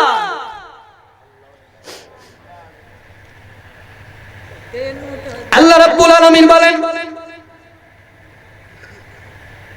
লাউ আনজালনা হাযাল কুরআনা আলা জাবাল, নবীর আমি যদি কোরআনকে পাহাড়ের উপর নাজিল করতাম, রাআইতাহু, তুমি দেখতে পারতে। রাআইতা মানে দেখা, হু মানে জমিন। তুমি দেখতে পারতো এই পাহাড়কে খাশিয়াম মুতাসাদ্দিয়াম মিন খাশিয়াতিল্লাহ, পাহাড় আল্লাহর ভয়ে বিনীত হয়ে মাটির নিচে চলে গেছে। আল্লাহ বলেন, আমি যদি কোরআনকে পাহাড়ের উপর নাজিল করতাম, পাহাড় মাটির তলে চলে যাইত। আমি টেবিলের উপর কোরআন রাখলাম, কিন্তু টেবিল মাটির তলে গেল না। এখানে আল্লাহ কোরআন বলতে কোন কোরআনের বোঝালে? আল্লাহ রাব্বুল আলামিন বলেন, ইন্না আরাদনাল আমানাতা আলাস সামাওয়াতি ওয়াল আরদি ওয়াল জিবাল, নিশ্চয় আমি আমার এই আমানতকে সর্বপ্রথম আকাশের কাছে দিতে চাইলাম। এখানে আল্লাহ কোরআনকে আমানত বলেছে। কোরআনকে কি বলেছে?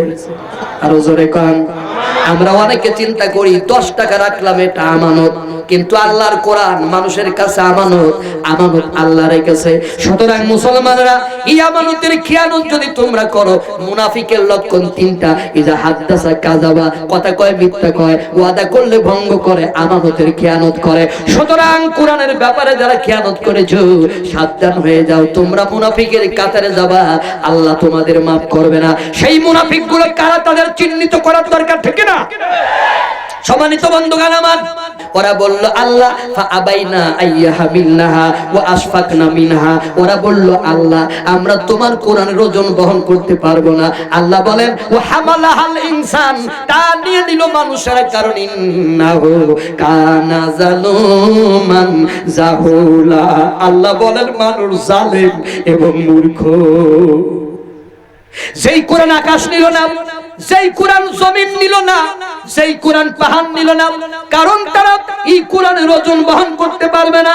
সেই কোরআন মানুষ নিয়ে নিল, তাহলে মানুষ কিভাবে এই কোরআনের ওজন বহন করে? ও মুসলমানেরা, আমি আপনাদের বিভিন্ন ভাবে বোঝানোর চেষ্টা করব। আমি আপনাদের ছাত্র বানাইছি, এখানে ক্লাস আমি সেইভাবেই নেওয়ার চেষ্টা করব। এই যে ধানগুলো কেটেছে আমাদের মাগুরাতে, ধান কেটে ছোট ছোট যদি এইভাবে বাঁধে, ওইটারে আটি বলে। 10 আটিতে 1 বোঝা হয়। আপনাদের এলাকায় কি হয় আমি জানি না। একজন লোক 10 আটি একটা বোঝা মাথায় নিয়ে বাড়ির দিকে রওনা করেছে। তার 10 বছরের ছেলে এসে বলে, বাবা এই বোঝাটা তুমি আমার মাথায় দাও। 10 বছরের ছেলের মাথায় 10টি ধানের বোঝা যদি দেওয়া যায়, মাটি যদি নরম থাকে ছেলে মাটির ভিতরে চলে যাবে। এজন্য পৃথিবীর কোন বাবা সন্তানের মাথায় এত বড় বোঝা দেবে না। বাবা বললেন না না, এত বড় বোঝা তোমার মাথায় দেয়া যাবে না। ছেলে বললেন বাবা এই বোঝা না দিলে আমি বাড়ি যাব না। বাবা তখন কি করবে? একটা মাত্র ছেলে, বাবা এক আটি ধানের বোঝা ছেলের মাথায় দিয়েছে, ওই এক আটি ধান নিয়েও ছেলে টানতে পারে না, ছেলে উষ্টা খাচ্ছে। বাবা যখন ওই ধানটা হাত দিয়ে ধরতে যাবে, ছেলে বলে ডোন্ট টাচ, টাচ করো না। বাবা দেখলেন বড়ই সমস্যার ভিতরে পড়ে গেলাম, আমার মাথায় 10 আটি, আমি এই বোঝা নিয়ে বাড়ি যাব, সকালের খাবার খাবো, আমি বাড়ি যাইতে পারতেছি না। ছেলের সাথে এই তামাশা করলে আমার চলবে না। তিনি একটু বুদ্ধি আনলেন, বুদ্ধি এনে তিনি ছেলের মাথার ধানের আটিটা বাম হাত দিয়া একটু উঁচু করে ছেলের মাথার সাথে লাগা লাগা করে ছেলের মাথার উপর ধরে রেখেছে, নিজের আটিগুলো ডান হাত দিয়ে ধরে রেখেছে। ছেলেও যায় বাবাও যায়। ছেলে হাঁটে আর বলে বাবা তুমি দেখো দেখো আমি কত বড় হয়ে গেছি, আমি ধান নিয়ে শিখে গেছি। আসলে ছেলে জানে না ওই ধানের ওজন ছেলের মাথায় নয়, ওই বাবার হাতের ভিতরে। ওরকমের বান্দা জানে না এই কোরআন বান্দার মাথায় নয়, এই কোরআনের ওজন আমার আল্লাহর হাতে। আল্লাহ বলেন নাহনু নাযালনা যিকরা ওয়া ইন্না লাহু লাহাফিজুন। কোরআন নাযিল করেছে আল্লাহ, সংরক্ষণ করবে কে? এই কোরআন আল্লাহ কোথায় সংরক্ষণ করলেন? এই কোরআন আল্লাহ কাগজের ভিতর সংরক্ষণ করে নাই, এই কোরআন আল্লাহ কোথায় সংরক্ষণ করেছেন? ও মুসলমানেরা, জীবন্ত কোরআনের বর্ণনা দিতেছি, আপনাদের বুঝে নিতে হবে। হযরতে জিবরাইল রাসূলকে বলেন রাসূল আপনি পড়েন, নবী বলেন আমি পড়তে পারি না। আপনি পড়েন, রাসূল বলেন আমি পড়তে পারি না। হযরতে জিবরাইল নবীকে বুকের সাথে জড়ায় চাপ দিয়ে একটা ছেড়ে দিলেন, আমার নবী কোরআন পড়তে শুরু করে দিলেন। তার মানে জিবরাইলের সিনা থেকে রাসূলের সিনার ভিতর কোরআন ট্রান্সফার হলো। সুবহানাল্লাহ। কোরআন বডি টু বডি ট্রান্সফার হয়। ও মুসলমানেরা, এখানে যে বাল্ব গুলো জ্বলতেছে, আর একটা বাল্ব যদি এখানে জ্বালাইতে হয়, আমি যদি মাই কলারে বলি ভাই আর একটা বাল্ব আপনি এখানে জ্বালাই দেন, একটা কারেন্টের বাল্ব জ্বালাই দেন, আমি আপনাকে তার দেব না, রশি দেব, রশি দিয়ে বাল্ব জ্বালাইতে হবে। কিয়ামত হয়ে যাবে, রশি দিয়ে বাল্ব জ্বালানো যাবে না। তার মানে রশির ভিতরে বিদ্যুৎ ট্রান্সফার হয় না, বিদ্যুৎ তারে তারে ট্রান্সফার হয়, ঠিক কিনা বলেন? ওই রকমের করে কাগজের ভিতর কোরআন সংরক্ষণ করা যায় না, কোরআন সংরক্ষণ হয় বডির ভিতরে। বিশ্ব নবীর বডি থেকে, সাহাবীদের বডিতে, হযরত জিবরাইলের বডি থেকে নবীর বডিতে কোরআন এসেছে, নবীর বডি থেকে সাহাবীদের বডির ভিতর কোরআন এসেছে, সাহাবীদের বডি থেকে তাবেঈদের ভিতরে কোরআন এসেছে, তাবেঈদের বডি থেকে তাবেঈদের বডির ভিতর কোরআন এসেছে। একটা হাফেজের আপনি ডাক দেন, একটা হাফেজের ডাক দিয়ে বলেন তোমার উস্তাদের নাম কি? সে একজনের নাম বলে দেবে। আপনি চলে যান তার কাছে, গিয়ে বলেন তোমার উস্তাদের নাম কি? সে আরেকজনের নাম বলে দেবে, চলে যান তার কাছে। এরকমের যেতে যেতে যেতে যেতে তাবেঈ পর্যন্ত চলে যাবেন। তাবেঈরে বলেন তুমি কোরআন কোথায় পাইছো? বলে তাবেঈর কাছ থেকে। তাবেঈরে বলেন তুমি কোরআন কোথায় পাইছো? আমি সাহাবীর কাছ থেকে কোরআন পাইছি। সাহাবীরে বলেন তুমি কোরআন কোথায় পাইছো? বিশ্ব নবীর কাছ থেকে পাইছি। বিশ্ব নবীরে বলেন তুমি কোরআন কোথায় পাইছো? নবীজি বলবেন আমার জিবরাইল কোরআন দিয়েছে। জিবরাইলকে বলেন তুমি কোরআন কোথায় পাইছো? জিবরাইল বলবেন আমি লৌহে মাহফুজ থেকে কোরআন নিয়ে আসি। লৌহে মাহফুজের বলেন তুমি কোরআন কোথায় পাইছো? লৌহে মাহফুজ বলবে আল্লাহ আমারে কোরআন দিয়েছে। তাহলে এখানকার একটা হাফেজের হাত সরাসরি আমার আল্লাহর হাতে লাগানো, ঠিক কিনা? তাহলে জীবন্ত কোরআন কারা? আমি আপনাদের বুঝাই। ও মুসলমানেরা, পৃথিবীর ভিতরে সব লাইব্রেরি গুলো পুড়ায় দেন, সমস্ত লাইব্রেরি গুলো পুড়ে যাক, সমস্ত কোরআন পুড়ে যাক, কিন্তু আপনি মনে রাখেন এখানে যদি একটা হাফেজ বেঁচে থাকে, আবার কোটি কোটি কোরআন ছাপানো যাবে কি যাবে না? আর পৃথিবীতে যদি একটা হাফেজ বেঁচে না থাকে, কোরআনের ভিতরে যদি ভুল ঢুকানো যায়, ওই ভুলগুলো আর ধরা যাবে না, কারণ হাফেজ সব মরে গেছে। ও মুসলমানেরা, 2011 সালে আমেরিকার এক খ্রিস্টান পাদ্রী, তার নাম হলো পাস্টর টেরি জনস, সে বলেছিল আগামীকাল ঈদের দিন সকালবেলা আমি মুসলমানদের একটা কোরআন জ্বালায়া দেব। তখন গোটা পৃথিবীতে প্রতিবাদের ঝড় শুরু হয়েছিল, বাংলাদেশেও হয়েছিল। বাংলাদেশের একটা বেসরকারি স্যাটেলাইট চ্যানেলে বসে শিল্পী নকুল কুমার গান গাচ্ছিলেন। হঠাৎ করে টিভির স্কুলে তিনি এই লেখাটা দেখলেন, আগামীকাল সকালবেলা এক খ্রিস্টান পাদ্রী মুসলমানদের কোরআন জ্বালাবে। তখন তিনি স্টুডিওর ভিতর বসে একটা গান রচনা করলেন। সেই গান আপনাদের আমি শোনাবো কিনা বলেন? আরো জোরে কন। যদি আগুন লেগে ধ্বংস হয়ে যায়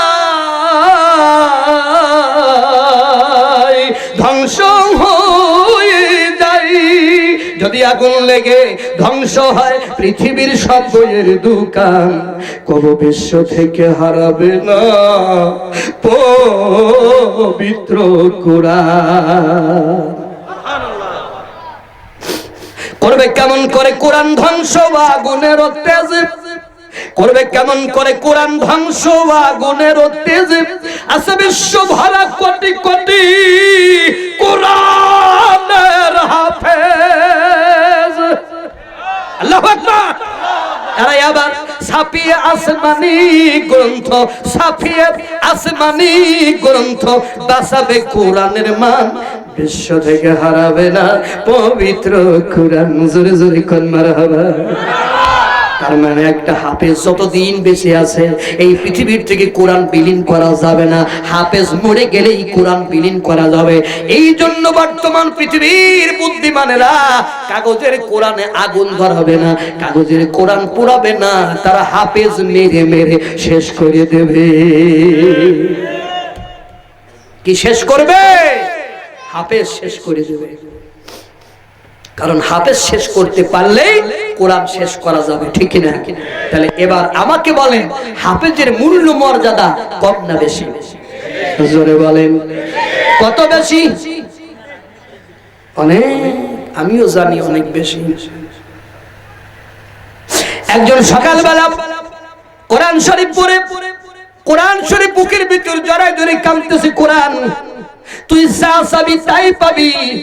ও কোরআন, তুই যদি গাড়ি চাস গাড়ি দিয়ে দেব, বাড়ি যদি চাস বাড়ি তোর নামে লিখে দেব, তুই যদি টাকা পয়সা চাস তাও দিয়ে দেব। কোরআন নে খবরদার, খবরদার, আমারে রাইকা তুমি আল্লাহর জান্নাতে যাবা না। ওর নিজের মুখে বলল কোরআন যা চাবি তাই পাবি, ঠিক না? হঠাৎ করে কলিং বেল বেজে উঠলো, দরজা খুলে দেখে তিনটা ছেলে দাঁড়িয়ে আছে। বাবারা তোমরা কারা? আমরা অমুক মাদ্রাসা থেকে আইছি, অমুক হেফজখানা থেকে আইছি। চাচা আজকে সকালবেলা 5 কেজি চাল দেবেন, চালগুলো নিয়ে আমরা আজকে সকালের ভাত রান্না করে খাবো। দরজা বন্ধ করে দিয়ে বলল, রে মূর্খর দল, সকালবেলা তোদের অত্যাচারে কোরআন পড়ার উপায় নাই, আমার চোখের সামনে তোরা জীবনে কোনোদিন আসবি না। অথচ বাবাজি কিছুক্ষণ আগে কোরআন বুকের ভিতর জড়ায় ধরে বলল, কোরআন তুমি যা চাও তাই পাবা। অথচ তিনটা ছেলেরে দূর দূর করে তাড়িয়ে দিল। বাবাজি বসে নাই, সেইটারে বুকের ভিতর জড়ায় ধরে কাঁদতেছে, ওইটা হলো কাগজের কোরআন। আর যেই তিনটা দরজায় দাঁড়ায় ছিল ওই তিনটা হলো জীবন্ত কোরআন। কথা কি বোঝা যায়? জোরে কান। আপনাদের কাছে বললাম হাফেজদের মূল্য বেশি না কম? আপনারা বললেন বেশি। কত বেশি? এবার উত্তর নেন। একটা ছেলেরে ইংরেজি পড়ায় মাসে 2000 টাকা, অঙ্ক করায় মাসে 2000 টাকা, কোরআন পড়ায় মাসে 50 টাকা, 7 মাস বাকি। আস্তে কথা, আরো আস্তে বলেন। ইংরেজি পড়ায় কত? 2000। অঙ্ক করায় হ্যাঁ 2000। হারমোনিয়াম শিখায় মাসে 5000। মাসে 4 দিন পড়ায়, কয়দিন? কোরআন পড়ায় মাসে 50 টাকা, 7 মাস বাকি। 50 টাকা হাতের ভিতর দিতে গেলে রকমের পেশায়, হাতের ভিতর পেশায়া হুজুরের হাতের ভিতর ঢুকাই দিয়ে বলে, হুজুর খুলবেন না। আমরা কি আপনাদের কোরআনের দাম দিবার পারি?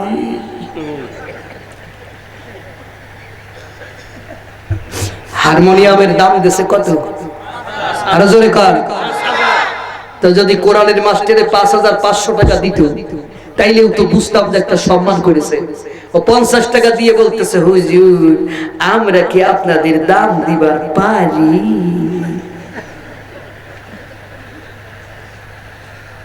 এটা একটা ফাজলেমি না? কথা কন না কেন? কথা কন না কেন? এটা একটা ফাজলেমি না? তার মানে এই জাতি কাগজের কোরআনের সুমা খায় আর হুজুর পাইবে শুয়া ফেলে দেয়। কথা বল। তো হুজুর যদি সব মরে যায়, তোর কাগজের কোরআন কিয়ামতের আগে একটা কথা বলতে পারবে না। কারণ এই কোরআন আলেমের মুখ দিয়েই কথা কয়, এই কোরআন কারীর মুখ দিয়েই কথা কয়, এই কোরআন হাফেজের মুখ দিয়েই কথা কয়। সুতরাং আমার কণ্ঠ চেপে ধরা মানে জাহাঙ্গীরের কণ্ঠ চেপে ধরা নয়, ওটা আল্লাহর কোরআনের কণ্ঠ চেপে ধরা। তুমি জীবন্ত কোরআন চিনলে না। আমি কি আপনাদের জীবন্ত কোরআন চিনাইতে পারছি? কথা বল না, পেরেছি?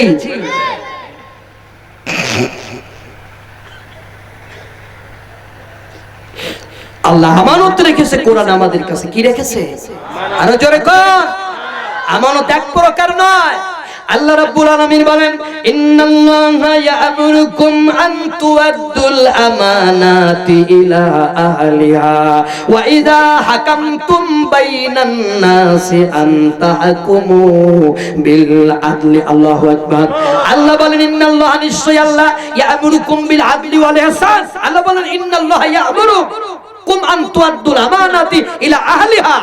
হে মুসলমানরা, আমানত সমূহ তার প্রাপকের কাছে, ন্যায্য প্রাপকের কাছে তুলে দাও আমানত সমূহ। একথার অর্থ বোঝেন? যোগ্য লোকের কাছে আমানত তুলে দাও। এই আয়াত আল্লাহ কেন নাযিল করলেন? এই আয়াত আল্লাহ নাযিল করেছেন, বনি ইসরাইলেরা যা করেছে তোমরা তা করবে না। বনি ইসরাইলেরা কি করেছে? তাদের পতনের সময় বনি ইসরাইলেরা 400 বছর থেকে 450 বছর তারা ক্ষমতায় ছিল। কয়শো বছর? জোরে বলেন।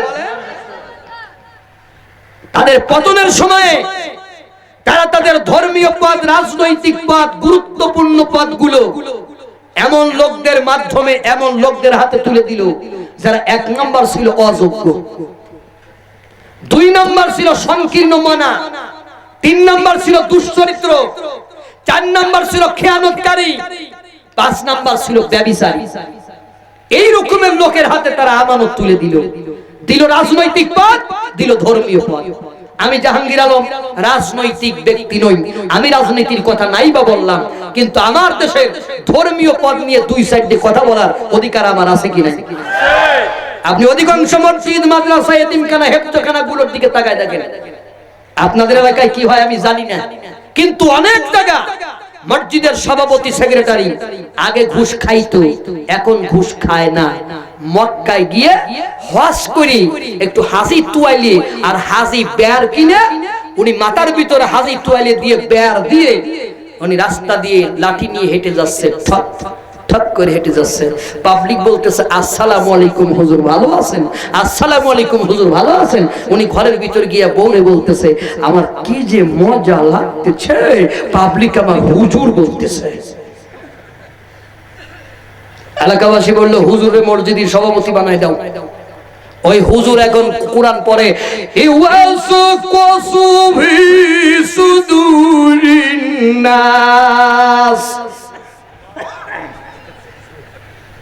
মসজিদের সভাপতি কোরআন পড়তেছে, মসজিদের সেক্রেটারি কোরআন পড়তেছে, আলাম তারা কাফি ফালা রাব্বুকা বিআসহাবিল ফিল।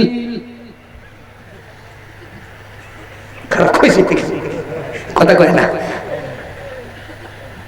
আপনারা কি লজ্জা পাচ্ছেন? কষ্ট পাচ্ছেন? ওয়াজ কি বন্ধ করে দেব? তো কথা কন না কেন? আমি কি ভুল বলেছি? হ্যাঁ, আরে না, ভুল বলেছি, কিন্তু এরকমের পরে কিনা কথা কোন পরে কিনা? মসজিদের সব মসজিদের কথা বলছি না, আপনাদের এলাকার কথা বলছি না, মাফ করবেন আপনারা বাদ। কিন্তু বাংলাদেশের অধিকাংশ মসজিদের সভাপতি আর সেক্রেটারি এরকমেরই পড়ে। কতক্ষণ ঠিক না? ওই বেটা মসজিদের সভাপতি হলো কি করে? ওই বেটা মসজিদের সেক্রেটারি হলো কি করে? কারণ ওই গোষ্ঠীতে কয়টা লোক আছে আর ঘুষ খাওয়া, সুদ খাওয়া কিছু টাকা আছে। কথা কন। ও হলো মসজিদের সভাপতি, ও হলো মসজিদের সেক্রেটারি। অবস্থাটা কি দেখেন, কি দাঁড়াইলো মসজিদ মাদ্রাসার অবস্থাগুলো।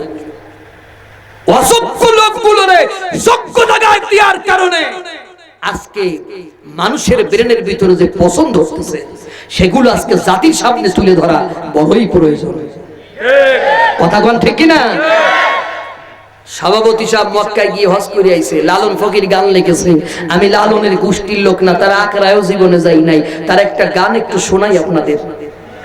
হ্যাঁ, আরে ধার জোর নাই, কে শোনাবো? বাড়ির কাছে হয় না খবর,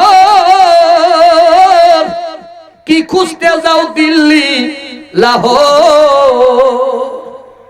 উনি আসলে দিল্লি লাহোরের কথা বলতে চাই নাই, উনি বলতে চাইছিলেন বাড়ির কাছে হয় না খবর, কি খুঁজতে যাও মক্কা মদিনা। তো উনি দেখলেন যে এদেশের হুজুররা আমার এমনি দেখতে পারে না, আমি যদি ডিরেক্টলি মক্কা মদিনার কথা বলি হুজুররা আমার হাত দিয়ে গুটি ভেঙে ফেলাবে। এই জন্য উনি কৌশল করে বললেন বাড়ির কাছে হয় না খবর, কি খুঁজতে যাও দিল্লি লাহোর। তার মানে ওরে তোর মসজিদে আল্লাহ নাই, তোর মাদ্রাসায় আল্লাহ নাই, তোর দেশের খেদমতে আল্লাহ নাই, তোর দেশের জনগণের খেদমতে আল্লাহ নাই, তোর মাতা পিতার কাছে আল্লাহ নাই, তোর দেশের পীর সাহেবের কাছে আল্লাহ নাই, তোর তাফসীর মাহফিলে আল্লাহ নাই, তোর ওয়াজ মাহফিলে আল্লাহ নাই। তুই বাংলাদেশের কোন জায়গা আল্লাহরে খুঁজে না পাইয়ে লাস্টে সুদ খাওয়া, ঘুষ খাওয়া, পয়সা টাকা, এতিমের মাইরিয়ে খাওয়া টাকা, এই নিয়ে তুই মক্কায় চলে গেলি আল্লাহরে খোঁজার জন্য। তুই ওই 40 দিন মক্কায় থেকে যদি আল্লাহরে মক্কায় খুঁজে পাস, আবু জাহেল সারা জীবন মক্কায় থেকে আল্লাহরে খুঁজে পাইল না, তুই বাংলাদেশের সেকেন্ড আবু জাহেল, তুই মক্কায় গিয়ে আল্লাহরে পাবি না, পাবি না।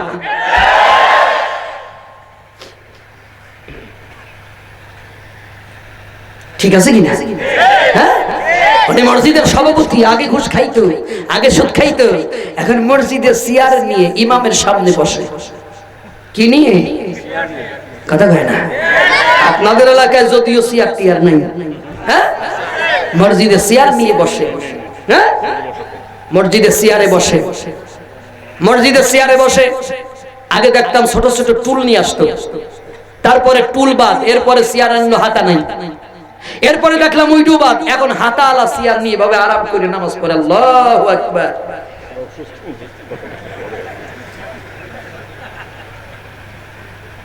এবার আমি বুঝাই, মসজিদের একটা মেম্বার আছে, সিঁড়ি কয়টা? জোরে কয়, আরো জোরে। সর্ব উপরের সিঁড়িতে নামাজ পড়েছে, খুতবা পড়াইছে বিশ্ব নবী। আবু বকর বললেন আমি এই চেয়ারে বসবো না, আমি চেয়ার আর একটা বানাবো। উনি আরেকটা বানালেন, হলো কয়টা? জোরে বলেন। উমর এসে বললেন এই চেয়ারে আমি বসবো না, যেই চেয়ারে আবু বকর বসেছে আমি চেয়ার আরেকটা বানাবো। সিঁড়ি উনি আরেকটা বানায় ফেলালেন, কয়টা হলো? আলী এসে বললেন আমি এই জায়গা বসবো না, আমি আরেকটা বানাবো। জালিলুল কদর সাহাবীরা বললেন আমিরুল মুমিনিন, এইভাবে যদি আপনারা চেয়ার বানাতে থাকেন, মসজিদের সিঁড়ি বানাতে থাকেন, পৃথিবীর শেষ পর্যন্ত মসজিদের সিঁড়ি চলে যাবে। আজকের থেকে মসজিদের সিঁড়ি লিমিট করে দেওয়া হলো, মসজিদের আজকের সিংহাসন লিমিট করে দেওয়া হলো। এই মসজিদে 3টার বেশি কোনো সিট থাকবে না। তো তুমি কোন জায়গার আলীগড়ের জমিদারের বাচ্চা, তুমি মসজিদে আরেকটা সিঁড়ি নিয়ে গেলে? তুমি অসুস্থ তো হইছে কি? তোমার ফতোয়া কোন আলেমে দিচ্ছে না ডাক্তার দিচ্ছে? ডাক্তার তোমারে বলেছে তোমার মাজায় ব্যথা, তুমি চেয়ারে বসে আই ডাক্তার ফতোয়া দি আর কি না? ইসলামের বিধান হলো হয় দাঁড়িয়ে নামাজ পড়, তা না হলে বসে নামাজ পড়, চেয়ারে না। যদি বসতে না পারিস আরেকটা অপশন রাখা হয়েছে, শুয়ে পড়। তোর চেয়ারে বসতে বলে তুই পুরা লাঠি দিয়ে বাইরে মাথা ফাটাবি। তুই কোন জায়গা জমিদারের বাচ্চা? জমিদার তুমি মসজিদে সব জায়গা চেয়ার পাও বলে মসজিদে একখান চেয়ার নিয়ে বসো। তুমি আলীগড়ের জমিদারের ছেলে, তুমি কি নামাজ সম্পর্কে তোমার অভিজ্ঞতা আছে? আমার নবী নামাজ পড়তে গিয়া 2টা পা ফুলে গেছে, তোর বাপ দাদা 14 গোষ্ঠীর কন্যের পা ফুলেছে নামাজ পড়তে গিয়ে, একটার নাম বল। তোর 20 রাকাত তারাবি পড়তে গিয়া তোর 36 বার তুই যাস বাহিরে। এখন আরাম করি আল্লাহু আকবার। আমি আশঙ্কা করতেছি আগামীতে এই বেটারা মসজিদে সোফা নিয়ে না যায়। এখন আপনারা বলবেন হুজুর তাহলে আপনি সব জানেন, আপনি চেয়ারের বিরুদ্ধে বলেন আর কেউ বলে না। আরে বেটা কি করে বলবে? ও তোমার চাকরি করে, আমি তোমার চাকরি করি না। ওর চাকরি যাওয়ার ভয় আছে, আমার চাকরি যাওয়ার ভয়টাই নাই। তুমি নামাজ পড়া কারে বলে তুমি জানো? জীবনে তুমি নামাজ দেখেছো? রাসূল বললেন সাল্লু কামা রাআইতুমুনি উসাল্লি, নামাজ পড়ো সেইভাবে যেভাবে আমি রাসূলকে নামাজ পড়তে দেখো। রাসূলের নামাজ, রাসূলের সাহাবীদের নামাজ কেমন নামাজ ছিল? আল্লাহর নবী কোন জায়গা থেকে যুদ্ধ করে ফিরতেছিলেন, প্রতিমধ্যে সন্ধ্যা হয়ে গেল। নবীজি বললেন আজকে এখানে আমরা রাত যাপন করব, পাহারা তোমরা কারা দেবে দাঁড়াও। দুজন উঠে গেল, একজন আনসার আর একজন মুহাজির। বললেন পাহারা আমরা দেব। নবীজি বললেন ওই পথে যাও, ওই পথে শত্রু আসার সম্ভাবনা বেশি। তারা দুজন ওই জায়গায় চলে গেল পাহারা দিতে। অনেকক্ষণ পাহারা দিয়া কোনো শত্রু পাইল না। একজন আর একজনের বলে দোস্ত শত্রু নাই, খামাখা দুজন আমরা রাত জাগবো কেন? আমার একজন ঘুমাই যায়, একজন পাহারা দেই। সে পাহারা দেবে, তার যদি ঘুম এসে যায় ঘুমানো ব্যক্তির জাগায় দেবে, আমাদের ঘুমও হবে, পাহারা দিয়া হয়ে যাবে। একজন ঘুমিয়ে গেলেন, একজন দাঁড়ায় দাঁড়ায় পাহারা দিতেছেন। মনে মনে চিন্তা করেন অনেকক্ষণ তো পাহারা দিলাম, কোন শত্রু নাই, খামাখা দাঁড়ায় থাকবো কেন, আমি একটু নামাজ আদায় করি। এটা বলে তিনি নামাজের ভিতরে দাঁড়ায় গেলেন। দূর থেকে একটা শত্রু দীর্ঘক্ষণ পরে টার্গেট করলেন। বিকাল বেলা ঘুরে গেলাম, এ জায়গা কোনো মানুষ দেখতে পারলাম না। এখন মানুষের মতো মনে হচ্ছে, আসলে এটা মানুষ নাকি? আমার দিক লক্ষ্য করেন, এটা আসলে মানুষ নাকি নাকি এটা গাছ? এইটা বোঝার জন্য তিনি একটি তীর ছুঁড়ে মেরে দিলেন। ও মুসলমানেরা, আমার মতো নামাজি যদি ওই জায়গা হতো, এটা বোঝার জন্য তীর মারা লাগতো না, কারণ আমি 1 মিনিটে সিজদা দেই 9 বার। 1 মিনিটে সিজদা মারি কয়বার? কথা কয় না, কয়বার? আরো এমন ভাবে সূরা পড়তেছে, কোন নড়াচড়া নাই, কোন নড়াচড়া নাই। আল্লাহু আকবার, কোন নড়াচড়া নাই।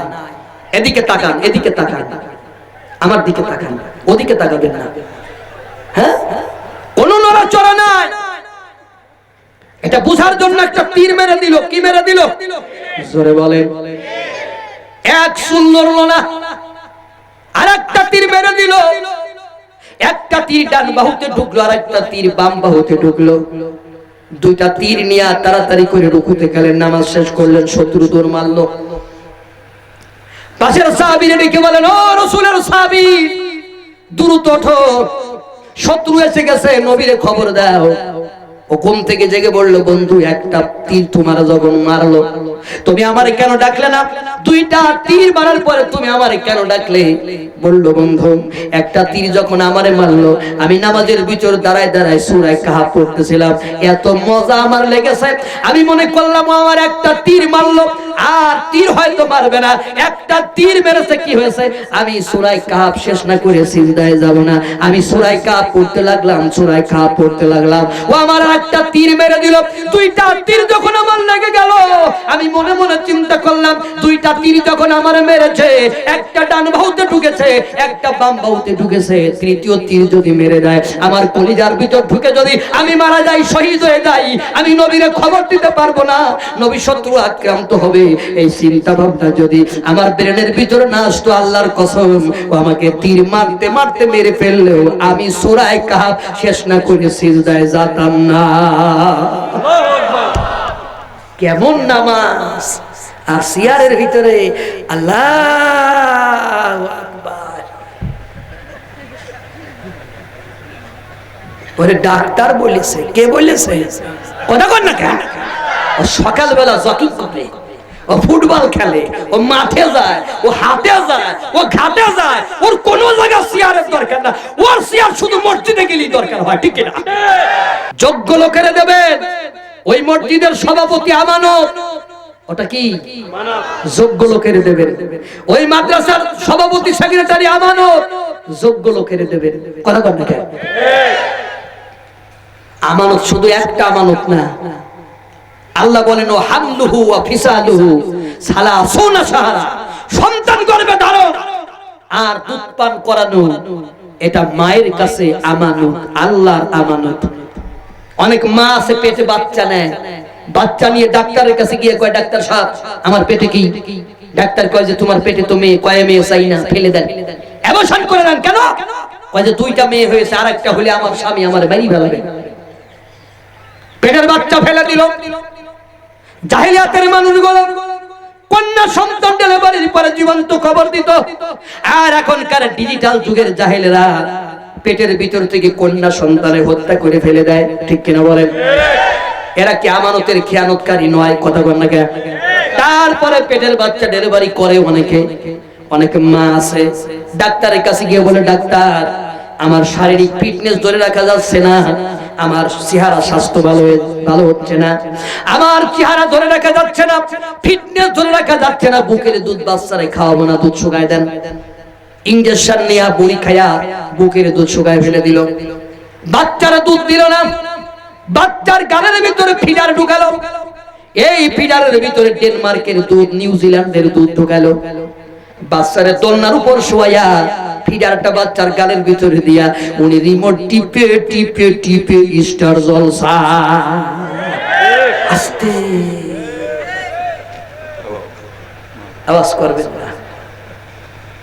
বাংলাদেশের এক শিল্পী গান লিখেছে, ধর্ম কর্ম সারতে পারে ওরা, নামাজে রোজা সারতে পারে ওরা, সারবে না হিন্দি সিরিয়াল, স্টার জলসা ঘরে ঘরে বাদাইছে গোলমাল। ভাইরে জি সিনেমা ঘরে ঘরে বাদাইছে গোলমাল, ঠিক কিনা বলেন?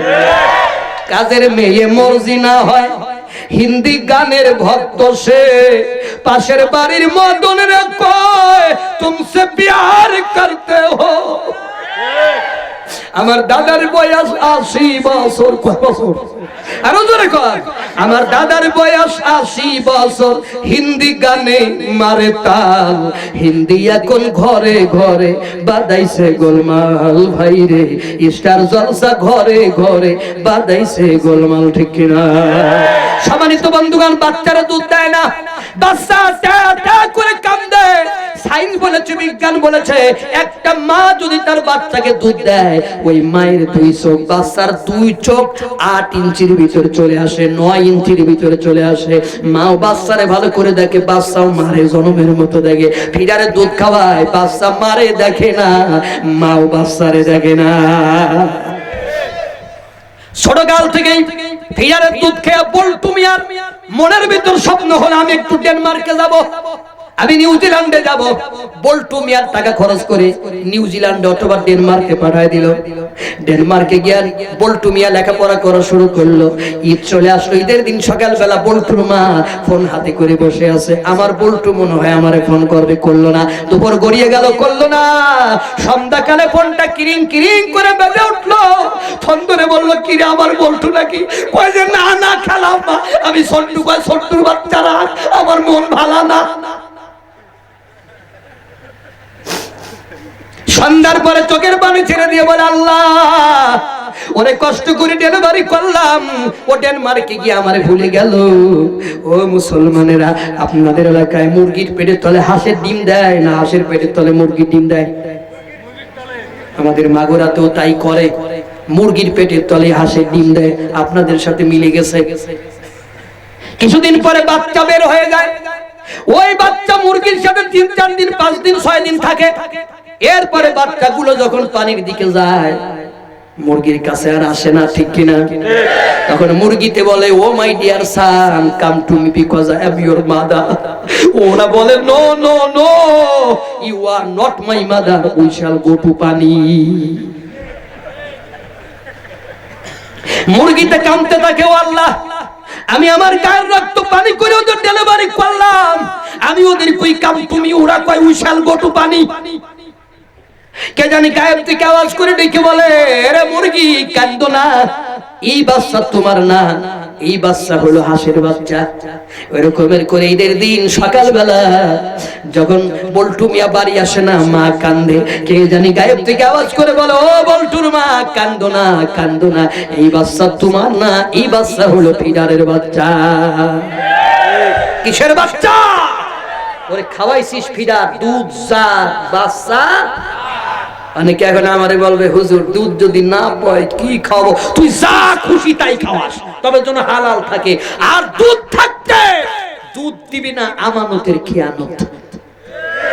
কথা কয়, আমানতের কি খেয়ানত। এরপরে দেখেন, বাচ্চাকে একটু বড় হওয়ার পরে বাচ্চার মা কোরআন শিখাবে। কি শিখাবে? জোরে বলেন। বিজ্ঞান বলেছে, সায়েন্স বলেছে, এখানে অনেক টিচার আছে, শিক্ষক, ছোট শিক্ষকেরা বসে আছে। এই যে একটা কাগজ, এখানে কিছু লেখা আছে নাকি? কথা বলেন। এই কাগজে আমি বাংলা লিখবো, হবে কিনা? ইংরেজি লিখবো, উর্দু লিখবো, ফার্সি লিখবো। ওরকমের করে একটা ছোট বাচ্চা আমেরিকায় ফেলেন, আরবি শিখবে, আপনার ইংরেজি শিখবে। সৌদি আরবে ফেলেন, ও আরবি শিখবে। ওরে পাকিস্তানে ফেলেন, ও উর্দু শিখবে। ওরে বোম্বে ফেলেন, ও হিন্দি শিখবে। তাহলে এই কাগজের ভিতরে আর ছোট বাচ্চার ব্রেনের ভিতরে কোনো পার্থক্য আছে নাকি? জোরে বলেন। বিজ্ঞান বলেছে, একটা মা যখন সন্তান ডেলিভারি করে তখন ওই সন্তানের ব্রেন থাকে সাদা, blank disk, blank memory. Blank মেমোরির ভিতর যেমন কিছু থাকে না, ওরকমের ছোট বাচ্চার ব্রেনের ভিতরেও কিছু থাকে না। এই জন্য যখন বাচ্চা ডেলিভারি হয়, বাচ্চার কানের গড়ে হয় কালিমা পড়ো, না হলে আজান দাও। কালিমা পড়ো নাই, আজান দাও। কারণ তুমি যদি আজান দাও তাহলে তোমার বাচ্চার ব্রেনের ভিতরে সর্বপ্রথম আল্লাহর নাম উঠে যাবে। কিসের নাম? জোরে বলেন। আল্লাহ রাব্বুল আলামিন বলেন, আল্লাহু আখরাজাকুম মিন বুতুনি উম্মাহাতিকুম লা তা'লামুনা শাইআ। মানুষ যখন তার মায়ের গর্ভে থেকে ডেলিভারি হয়েছিল, আল্লাহ বলেন, বান্দা তুমি কিছুই জানতে না। আল্লাহকে কয় যে কিছুই তুমি জানতে না, তাহলে পৃথিবীর কেউ জানতো না, ঠিক কি না বলেন? আব্দুল কাদের জিলানী রাহমাতুল্লাহ আলাইহি তার মায়ের কোলে বসে পড়ে, পেটে না কোলে বসে পড়ে 18 পারা কোরআন মুখস্থ করেছে। সুবহানাল্লাহ। আব্দুল কাদের জিলানী রাহমাতুল্লাহ আলাইহি কে তার মা বাগদাদে লেখাপড়া করতে পাঠায়। তখন তো আপনার প্লেন ছিল না, ট্রেন ছিল না, গাড়ি ছিল না। বাগদাদের ছেলেরা কেমন করে পাঠাবে? ও মুসলমানেরা, এই আলোচনাটা আপনাদের জানার খুবই দরকার। একটা বাণিজ্য কাফেলার সাথে আব্দুল কাদের জিলানী রহমাতুল্লাহ আলাইহিকে পাঠায় দেয়া হলো। আব্দুল কাদের জিলানী রহমাতুল্লাহ আলাইহিকে তার জামার কলারের ভিতরে কিছু স্বর্ণ মুদ্রা ঢোকায় সেলাই করে দিয়ে বলল, বাবা তোমার যদি প্রয়োজন হয় তুমি স্বর্ণ মুদ্রাগুলো বের করে করে খরচ করবা।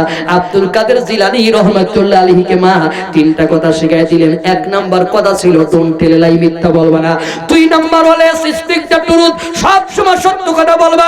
3 number because lie is a great sin, মিথ্যা হচ্ছে মহাপাপ। 1 নম্বরে সত্য কথা বলবা, 2 নম্বরে মিথ্যা বলবা না, 3 নম্বরে মিথ্যা বলা মহাপাপ। এই 3টে কথা আব্দুল কাদের জিলানীকে তার মা শিখাই দিল। ওলি কেমন করে হয়? আম গাছ থেকে, জাম গাছ থেকে কুড়ি কেউ ওলি হয় না। ওলি কেমন করে হয়? ও মারা, তোমরা তোমাদের সন্তানগুলোরে কেমন গঠন করবা ভালো করে তোমরা একটু জেনে নাও। আব্দুল কাদের জিলানী পথের ভিতরে গেলেন। পথের ভিতরে গেলে ডাকাতরা চারিদিক থেকে ঘেরাও করে ফেলেছে। ডাকাতরা সমস্ত মালামালগুলো লুট করে নিয়ে আব্দুল কাদের জিলানী রহমাতুল্লাহ আলাইহির কাছে যে বলে, বাবা তোমার কাছে কিছু আছে নাকি? আমাদের কাদেররা হলে বলতো, আল্লাহর কসম কিছু নাই, আমাদের কাদেররা। আর আব্দুল কাদের জিলানী বলল, আছে। কি আছে? আমার কাছে কিছু স্বর্ণ মুদ্রা আছে। কোথায়? কয়তে আমার কলারে হাত দিয়ে দেখে, একটাও নাই। বললো, কে বলেছে? তোমার আমার মা বলেছে। কয় তোমার মা মিথ্যাবাদী, তুমি মিথ্যাবাদী। কয় না না, আমার মা মিথ্যা কথা বলে না, স্বর্ণ মুদ্রা আছে। আব্দুল কাদের জিলানী রাহমাতুল্লাহ আলাইহি নিজের হাতে স্বর্ণ মুদ্রাগুলো ডাকাতদের বের করে দিল। ডাকাতেরা হতভম্ব হয়ে গেল, চোখ থেকে পানিগুলো ছেড়ে দিল। তারা তওবা করে বলল, বাবা আমরা জীবনে কোনোদিন আর ডাকাতি করব না। তাহলে ও মারা, আব্দুল কাদের জিলানীকে তার মা বলে দিল, মিথ্যা বলবা না। আর তোমরা তোমাদের বাচ্চারা মিথ্যা শিখাও। বাচ্চারা কোলে করে কবিতা শিখাচ্ছে, হাট্টিমা টিম টিম তারা মাঠে পারে ডিম, তাদের খাড়া দুটো শিং। হাট্টিমা টিম টিম, পৃথিবীর ভিতরে এমন কোন প্রাণী আছে হাট্টিমা টিম টিম তাদের খাড়া দুটো শিং, তারা আবার ডিম পারে? কথা কন না কে?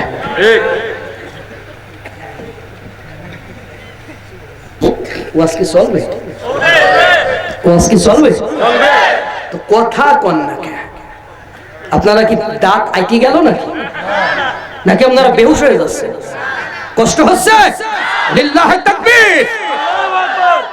পৃথিবীতে এমন কোন প্রাণী আছে স্যাররা বলেন যার খারাপ দুটো শিং আছে, সে আবার ডিম পারে? কোন?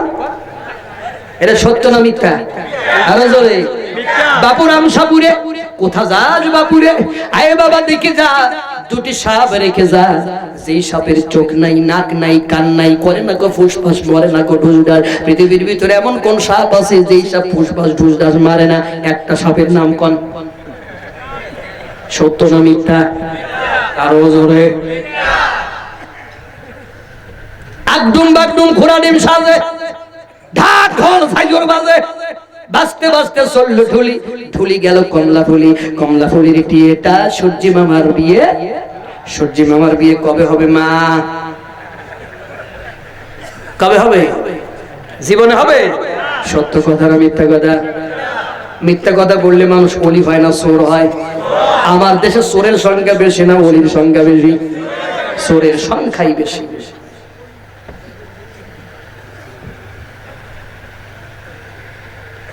কষ্ট হচ্ছে নাকি? তাহলে বাচ্চারে ছোটকালে মা কি শিখাবে? আরো জোরে। কোরআন পারলে তো শিখাবে, না পারলে শিখাবে? কতক্ষণ? ছেলের বাবা মেয়ে দেখতে গেছে, মেয়ে দেখতে গিয়ে বলে মা তোমার নাম কি? কয় নাম হলো ডলি। নাম কি? লেখাপড়া করেছো? জি। কি পাস করেছো? MA first class first. আম্মা জান কোরআন পড়া জানো? কয় জানি, 4 খতম। একটু পড়ে শোনাও। আলহামদুলিল্লাহি রাব্বিল আলামিন আর রহমানির রহিম। ছেলের আব্বা বলল মা গো এত ভালো কোরআন পড়া আমার বাপের জীবনে শুনি নাই। এই যে তুমি 1000 টাকা নাও, আগামী শুক্রবারে আমার ছেলের সাথে তোমার বিয়ে হবে।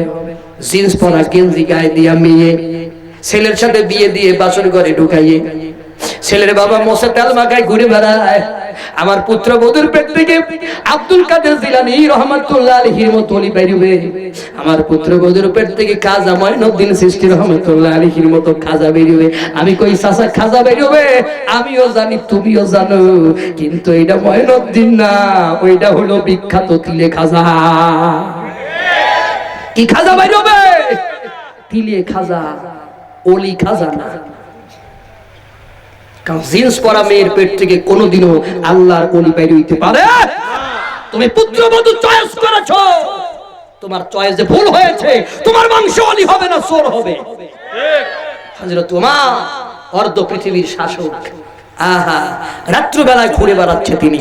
রাত্রি বেলায় ঘুরে বেড়ায়, গভীর রাত তিনি একটি ঘরের পিছনে দাঁড়িয়ে আছে। ঘরের ভিতরে মা আর মেয়ে। মা বলতেছে মা বলতেছে মেয়ের, ওগো মা আজকে দুধ একটু কম হয়েছে, পানি দাও, তা না হলে খাবার হবে না। মেয়ে বলল মা ওমর যদি দেখে ফেলায়। মা বলল এত রাতে ওমর কোথা থেকে আসবে? ওমর দেখবে না। ওমর কোথায়? কথা বলে। জনপ্রতিনিধি কারে বলে? জনপ্রতিনিধি কারে বলে? যে দরজার দরজায় ঘুরে সে জনগণের খোঁজ খবর নিচ্ছে। আর আমরা মাশাআল্লাহ জনপ্রতিনিধি পাই। আপনাদের এলাকার কথা বলতেছি না, আপনারা কিন্তু রাগ করবেন না। আপনাদের জনপ্রতিনিধি আইছে নাকি? কি আইছে? হ্যাঁ, চেয়ারম্যান সাহেব আইছে। আলহামদুলিল্লাহ, আলহামদুলিল্লাহ কর। আলহামদুলিল্লাহ। তিনি আমাদের সময় দিচ্ছে কিনা? দিচ্ছে। আরে কথা বল না। দিচ্ছে। তিনি ব্যস্ত মানুষ না ফ্রি মানুষ? ব্যস্ত মানুষ। আলহামদুলিল্লাহ, তিনি আমাদের সময় দিতেছে, কোরআনের মাহফিলে সময় দিতেছে। তার মতো সন্তান বাংলার ঘরে ঘরে জন্ম হোক, আমিন কর। কিন্তু এমনও তো জনপ্রতিনিধি আছে, হ্যাঁ মাশাআল্লাহ, নির্বাচনের সময় ঘুমাইতে দেয় না। দাদা ভোট দেন, দাদি ভোট দেন, ও চাচা ভোট দেন, আব্বা ভোট দেন, দরজা নাফায় নাফাইয়ে দরজা ভেঙে ফেলায়। ও চাচা ওঠেন, ভোট দেন, ভোট দেন। নির্বাচিত হয়ে যাওয়ার পরে স্যার রাস্তার মোড়ে জনগণ দাঁড়াইছে, স্যার একটু দাঁড়ান, আপনি ঢাকায় যান, কালো গিলাসের গাড়িতে ঘিরা, ও স্যার একটু নামেন, ফুলের মালা নিয়ে যান। স্যার আর নামে না, গাড়ি থেকে 5 আঙ্গুল উঁচু করে জনগণের দেখায়। একজন আর একজনের কয় দেখ দেখ স্যার আমাদের টাটা মারতেছে। আসলে বুকা জনগণ বোঝে না, ওইটার নাম টাটা না, ওইটার মানে হলো ভাই সব 5 বছর পরে আইছিলাম, আল্লাহ যদি বাঁচায় রাখে ইনশাআল্লাহ আগামী 5 বছরের ভিতর আর দেখা হবে না।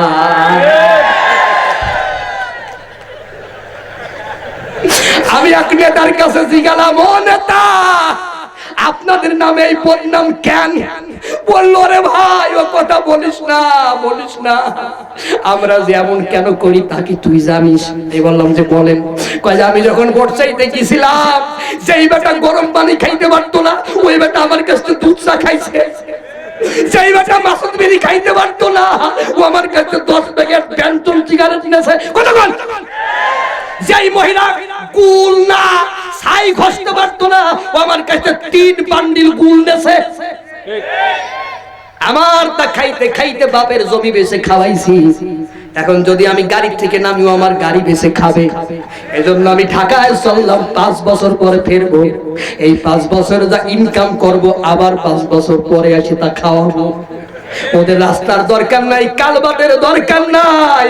ওরা খাইয়েই, ওরা চা, ওরা বিড়ি, ওরা পান খাইয়া ওদের গুরুত্বপূর্ণ আমানতটা আমার দেশে কি দেশে গুরুত্বপূর্ণ আমানতটা আমার দেশে চা বিড়ি একটা পান দিয়ে বিক্রি করেছে, একটা বিড়ি দিয়ে বিক্রি করেছে, একটা গুল দিয়ে বিক্রি করেছে। ওই হারাম খোরেরা আমার কাছে রাস্তা চাইছে, আমার কাছে কালবার চাইছে, আমার কাছে ব্রিজ চাইছে, আমার কাছে স্কুল চাইছে, আমার কাছে মাদ্রাসা চাইছে। একটা হাসিও বলল না ও স্যার নির্বাচিত হয়ে নামাজের কথা একটু পার্লামেন্টে বলবেন, কেউ বলল না। ঠিক আছে কিনা স্যার? হ্যাঁ, আরে নেতারে কইছি ফালাই উঠছে, এবার জনগণ সহ্য করো। আরে গুল খাইয়ে চা খাইয়ে ভোট বিক্রি করে দাও। হ্যাঁ, আরে গুল না বোঝে রেকর্ড হচ্ছে স্যার, পৃথিবীর লোক দেখবে। হ্যাঁ, কথা বল না। আগামীতে বলবেন যে আপনি কোরআনের মাহফিলে থাকবেন, এই যে এই ভাইয়ের মতো আপনি কোরআনের মাহফিলে থাকবেন, সহযোগিতা করবেন। কোরআনের মাহফিলে থাকবেন না, আপনি ৪০ করবেন, আল্লাহর কসম আপনাকে ভোট দেব না, দেব না, দেব না। ওরে সুতা মারি তাড়াবেন, এই শপথ নিতে হবে, ঠিক কি না? এইভাবে আমাদের নেতারা মঞ্চে থাকবে, কোরআনের কথা শুনবে, কোরআনের কথা বলার জন্য আমাদের সহযোগিতা করবে। আমরা এমন নেতাই চাই, ঘরে ঘরে চাই, ঠিক না? এইরকমের সন্তান আম গাছ থেকে জাম গাছ থেকে পড়বে না, মায়ের পেট থেকেই পড়বে। এই জন্য অনেক মা আছে পেটে বাচ্চা আসলে কয় আল্লাহ যদি ছেলে দাও নায়ক বানাবো, আর যদি মেয়ে দাও নায়িকা বানাবো। হাসেন কেন? সালমান শাহ মরে গেলে এই বাংলাদেশের অনেক মহিলা আত্মহত্যা করেছে। হুজুরের সাথে বিয়ের প্রস্তাব দেবেন, ঘুমটা দিয়ে উন্নতি ঘুরে থাকে, হুজুর বিয়ে করবো। আরে হুজুরা তোদের বিয়ে করলি তো বিয়ে করবি। নরসিংদীর এক মেয়ে আত্মহত্যা করার আগে চিঠি লিখে গেল, শোনাবো নাকি? এইটা শোনাবো।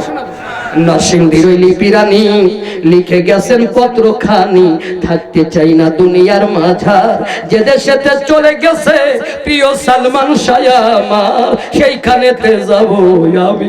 ও ভাইরে শোনো সমাসায়া, আমি বললাম চলে যাও, তোমার ওর সাথে মরে যাওয়া ভালো। কারণ তোমার মতো মহিলা বেঁচে থাকলে তোমার পেট থেকে আর যাই হোক আল্লাহর ওলি বাইরে হবে না, টিপ জল বাইরে হবে। তোমার মরিয়ে যাওয়াই আমি মাদেরকে বলি, মাগো এরপরে বাচ্চা পেটে আসলি একটা দোয়া করবা, দোয়া কি শিখাই দেব? কথা কন, দাও খোদা দাও, গান না, দাও খোদা দাও আমায় আবার উমার দারাজ দিল, বলেন না, দাও খোদা দাও আমায় আবার উমার দারাজ দিল, দাওয়ালের মতো বীর সেনানি, আলীর মতো বীর সেনানি, জাগাতে নিখিল, দাও খোদা দাও আমায় আবার। ওরে এদিকে কেউ গায় না, আমি একা গাইছি। হ্যাঁ বলেন, দাও খোদা দাও আমায় আবার উমার দারাজ দিল, মারহাবা। তাহলে হযরত তোমার দরজার পিছনে দাঁড়ায় আছে, মেয়ে বলতেছে, আপনাদের ওয়াজ মনে আছে তো? মেয়ে বলতেছে, মা গো ওমর যদি দেখে ফেলা। মা কই যে ওমর এত রাতে কোথা থেকে আসবে? মেয়ে বলল, মা ওমর দেখবে না জানি, কিন্তু ওমরের আল্লাহ দেখবে। কি দেখবে? আর এখন আমাদের কত খলিফা, ওয়ার্ডে এক খলিফা, ইউনিয়নে খলিফা, প্রতি ওয়ার্ডে ওয়ার্ডে খলিফা, দুধের ভিতর পানি দেয় কি দেয় না? হ্যাঁ, দুধের ভিতর পানি দেয়। এক এলাকায় এক লোক দুধের ভিতর পানি দিত, ওর অত্যাচারে কেউ ভালো দুধ খাইতে পারে না। তা আমার মতো এক হুজুর ভাড়া করে নিয়ে গেল, হুজুর আপনার কোনো ওয়াজ করা লাগবে না, দুধে পানি দেওয়ার উপর 2 ঘন্টা ওয়াজ করবেন। তো হুজুর 2 ঘন্টা ওয়াজ করে এবার বলল, ভাই সব কারা কারা দুধে পানি দিবা না হাত তোলো। ও সবাই তুলেছে 1 হাত, যে দুধে পানি দেয় ও তুলেছে 2 হাত। তো পাবলিক চিন্তা করলো, যাক আলহামদুলিল্লাহ, তাইলে আমরা এতদিন পরে একটু ভালো দুধ পাবো। ও আল্লাহ, পরের দিন ওর কাছ থেকে দুধ কিনতে গেছে, গিয়া দেখে যে দুধ যা পাতলা, আজকে তার থেকে বেশি পাতলা। তো পাবলিক বললো যে কিরে, তুই ওয়াদা করলি যে তুই দুধের ভিতর পানি দিবি না? তো কয় যে হ্যাঁ আল্লাহর কসম, জীবনে আর দুধের ভিতর পানি দেব না, শপথ করছি। তো দুধ পাতলা কা? কয় যে আরে বেটা, প্রতিদিন দুধের ভিতর পানি দিতাম, আজকে পানির ভিতর দুধ দিছি।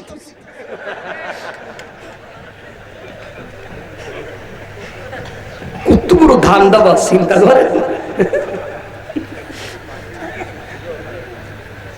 আর ও বললো কি, হ্যাঁ, মহিলা বললো যে উমার দেখবে না, উমারের আল্লাহ তো দেখবে। আল্লাহু আকবার। এর নামই আল্লাহর ভয়। কথা বলেন না, এর নাম কিসের ভয়? কথা বলেন কিসের ভয়? এর নামই আল্লাহর ভয়। এরকমের আল্লাহর ভয় প্রত্যেকটা মানুষের ভিতরেই থাকা দরকার, ঠিক না? পরের দিন সকালবেলা খনিপাড়ার লোক বাড়ির পর চলে আইছে, মা মেয়ে কোথায় তোমাদের দরবারে রাখছে? মেয়ে কয় চলো, তোমার না কইছিলাম উমার জেনে ফেলাবে, আজকে চলো তোমার হালটা করে কি। দুজনে ভয়ে ভয়ে উমারের সামনে গিয়ে দাঁড়ালেন।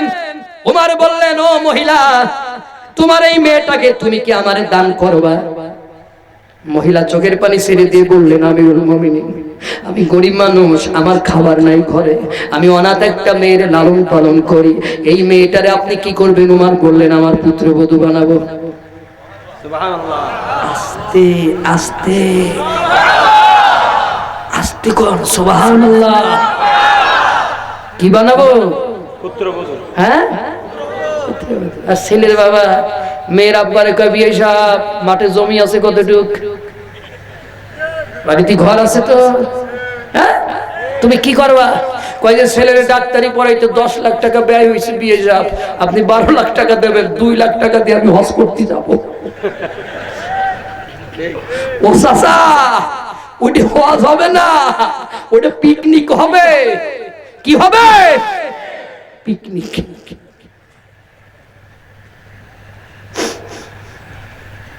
সম্মানিত ভাইরা, একটা মা তার বাচ্চাকে কোরআন শিখাবে। কি শিখাবে? তাহলে আপনার উচিত আপনার পুত্রবধূ যেন কোরআন পড়া পুত্রবধূ হয়। কথা বল না কেন? তোমার বউ যেন কোরআন পড়া বউ হয়। কথা বল ঠিক কিনা? তোমার বউ যদি কোরআন পড়া না জানে, তোমার বাচ্চা কোরআন পড়া, কারণ মা হচ্ছে প্রথম বিদ্যালয়, ঠিক কিনা বলেন? প্রথম বিদ্যালয় মা। শেখ ফরিদ রহমাতুল্লাহ আলাইহি মা ফরিদকে বলে, বাবা নামাজ পড়ো। ফরিদ বলে, মা নামাজ পড়লে কি হয়? কয় নামাজ পড়লে মিষ্টি পাওয়া যায়। সুবহানাল্লাহ, সুবহানাল্লাহ। ফরিদের মা একটু মিষ্টি কিনে যায় নামাজের নিচে লুকায় রেখেছে। ফরিদ নামাজ পড়ে যায় নামাজের নিচে দেখে মিষ্টি। ফরিদ চিন্তা করে, হায় হায়, এ তো ভালোই, নামাজ পড়লে মিষ্টি পায়, কিন্তু তো নামাজ বেশি পড়া দরকার। আমাদের ইরশাদ সাহেব সরকার, ইরশাদ প্রেসিডেন্ট ইরশাদ, উনি ক্ষমতায় আসার পরে স্কুলগুলোতে ছাতু আর বিস্কুট দিয়েছিল। খাইছেন নাকি 2-4 জন? আছেন নাকি ছাত্ররা? এটা দেওয়ার আগে স্কুলে ছাত্র যাইতো না, কিন্তু এটা দেওয়ার পরে ছাত্র সংখ্যা বেড়ে গেল। সেই ছাতু আর বিস্কুট খাইয়া অনেকে ডিসি হয়েছে, অনেকে এসপি হয়েছে, মন্ত্রী হয়েছে, এমপি হয়েছে, ঠিক কিনা? মসজিদে একটু সিন্নি দেয় আর বাতাসা দেয়। আমাদের দেশের অনেকে বলে বেদাত। বেদাত, হ্যাঁ, কি কয়? বেদাত। কথায় কথায় ফতুয়া, হাতে যা বানবো না এই জায়গা বানবো। কয়দিন আগে আমারে ফোন করে একজন কয়, হুজুর হাত বুকে বানবো না নাভিতে বানবো? আমি বললাম যে ইচ্ছা হলে বুকে বান্ধো, ইচ্ছা হলে নাভিতে বান্ধো, ইচ্ছা যদি না হয় কোনো জায়গা বান্ধে না, সোজা সুজি দাঁড়াইয়ে নামাজ পড়ো। যদি তোমারে আল্লাহ এই নিয়ে কিয়ামতে প্রশ্ন করে, আমারে ফোন করো। কিন্তু এই নিয়ে তুমি মারামারি গন্ডগোল করতে পারবা না। আল্লাহ কইছে, লা তুফসিদু ফিল আরদ, পৃথিবীর ভিতরে ফাসাদ মারামারি করা যাবে। জোরে বলেন যাবে? মক্কাতে 3 শ্রেণীর লোক নামাজ পড়ে, কেউ হাত এই জায়গা বাঁধে, কেউ এই জায়গা বাঁধে, কেউ মোটে বাঁধে না। কোন গন্ডগোল তো মক্কায় নাই। মসজিদে যদি বাতাসার জিলাপি দেওয়া হয়, ওখানে তো মুসল্লি বাড়ে, কমে না। কথা বল না কেন? পৃথিবীর অনেক দেশে মসজিদ গুলোতে লেখা আছে, তুরস্কে যান, তুরস্কের অনেক মসজিদে লেখা আছে, মসজিদে যদি কসি কাসাদের আওয়াজ না পাও, তাহলে পরবর্তী বংশধরদের নিয়ে তোমার দুশ্চিন্তার বিষয়। মসজিদে বাচ্চা গেলে আমাদের নাকি নামাজ কয় যে নামাজই হয় না। তুই কিসের নামাজ পড়িস যে বাচ্চা গেলে নামাজ হয় না? হযরত আলীর পায়ের ভিতর তীর ঢুকলো, আলী তীর বের করা যাচ্ছে না, রাসূল বললেন আলী নামাজে দাঁড়াক। আলী নামাজে দাঁড়ালো, তীর টান দিয়ে বের করা হলো, আলী টের পাইল না। আর আমারে মশাই কামড়ালে আমি বোম্বের হিরোর মতো ডান্স মারি, তাহলে বুঝতে হবে আলীর নামাজ আর আমার নামাজ এক নামাজ। কথা কোন? এক নামাজ না। ছোট বাচ্চা মসজিদে যাবে না মানে? অবশ্যই যাবে। ও দৌড়বে, খেলবে, ও নামাজ পড়া দেখবে, দেখতে দেখতে ওর ট্রেনিং হবে, ও আস্তে আস্তে নামাজের কাতারে দাঁড়াবে। কথা বল না কেন? আল্লাহ রাসূল বলেছে মাঝে মাঝে একটু ঘরে নামাজ পড়বা। কেন? কোন নামাজ? নফল নামাজ, সুন্নাত নামাজ ঘরে কেন পড়বা? এজন্য পড়বা তোমার বাচ্চা যাতে নামাজ পড়া দেখে আর দেখে যেন তার প্র্যাকটিস হয়। আল্লাহু আকবার, আল্লাহু আকবার। সুন্নাত পালন করতেছে, চাচা আমার মেসাক করে, মেসাক করতেছে চাচা। হ্যাঁ, দুপুরে খাওয়ার পরে কদু খায়, দুপুরে খাওয়ার পরে গড়াগড়ি করে, চাচা মিষ্টি খায়। ওই চাচা জীবনে ঘরে নামাজ পড়ে তুমি তোমার বাচ্চার একটু নামাজের ট্রেনিং দিয়েছো? না না চাচা, বাচ্চারে ট্রেনিং দেয় নাই। বাচ্চারে বলেছে বাবা যান একটু ম্যাচটা আনো, বিড়িটা ধরাই। এবার বাচ্চা ম্যাচ আনছে। কথা বল না কেন? বাচ্চা ম্যাচ আনছে, আব্বার সামনে ছোট বাচ্চা দাঁড়ায় আছে, বাবা বিড়ি একটা বের করে গালের ভিতরে দিয়া ম্যাচটারে টান মারিয়ে বিড়িটারে ধরাইয়ে উনি ধোয়া ছাড়তেছে। যাও বাবা তোমার আম্মার কাছে নিয়ে যাও। ছেলে এখন নিতে গিয়া চিন্তা করে আব্বা যা করলো দেখি আমি একটু, এবারও তো বিড়ি পাবে না। ওই যে পাটের ভিতরে পাট কাটি থাকে, কি থাকে? শোলা বলে, আমাদের মাগুরা বলে শোলা, পাট কাটি। এই পাট কাটি অথবা শোলা ভেঙ্গে গালের ভিতরে দিয়া ম্যাচ থেকে আগুন জ্বালাইয়া ওই শোলার ভিতরে ধরাইয়া টানতেছে। তাহলে এই ট্রেনিং তো তুমি দিচ্ছ, তুমি হলে বাচ্চার বিড়ি খাওয়ার ট্রেনার, ঠিক কিনা বলে? হ্যাঁ, আমার ছোট বাচ্চা তখন আমার মেয়ের বয়স 4 বছর, আমি এই সুন্নাতটা পালন করে রাসূলের এই কথাটা পালন করার জন্য আমি ঘরের ভিতরে যাই নামাজ বিছালাম। আমি দেখলাম আমার বাচ্চা যায় নামাজ বিছালো, আমি আল্লাহু আকবার বলে হাত বাঁধলাম, আমার ছোট বাচ্চা আল্লাহু আকবার বলে হাত বাঁধলো, আমি সিজদায় গেলাম, আমার বাচ্চা সিজদায় গেল। আমি তখন মনে মনে চিন্তা করি আল্লাহ এই তো রাসূলের হাদিসের বাস্তবতা আমি দেখতে পাচ্ছি। এরপরে আমি আলমারি থেকে একটা কোরআন শরীফ বের করে আমি আবার বালিশের উপর রেখে কোরআন শরীফ পড়া শুরু করে দিলাম। আমার বাচ্চা কোরআন কোনটা চেনে না, একটা ডায়েরি বের করে আনলো, একটা ডায়েরি বের করে এবার আমার মতো বালিশের উপর রেখে রেখে মাথা ঝুঁকায় ঝুঁকায় ও যে সূরাগুলো জানতো ওই সূরাগুলো পড়া শুরু করলো। আলহামদুলিল্লাহি রাব্বিল আলামিন আর রহমানির রহিম মালিকি ইয়াউমিদ্দিন। তখন আমি কোরআন পড়া বন্ধ করে মনে মনে চিন্তা করি আল্লাহ আমি সিজদায় গেলে আমার বাচ্চা সিজদায় যায়, আমি রুকু করলে আমার বাচ্চা রুকুতে যায়, আমি কোরআন পড়লে আমার বাচ্চা কোরআন পড়ে, আমি যা করি আমার বাচ্চা তাই করে। তাহলে তুমি যদি বিড়ি খাও তোমার বাচ্চা গাঁজা খাবে না কেন? কেন গাঁজা খাবে না?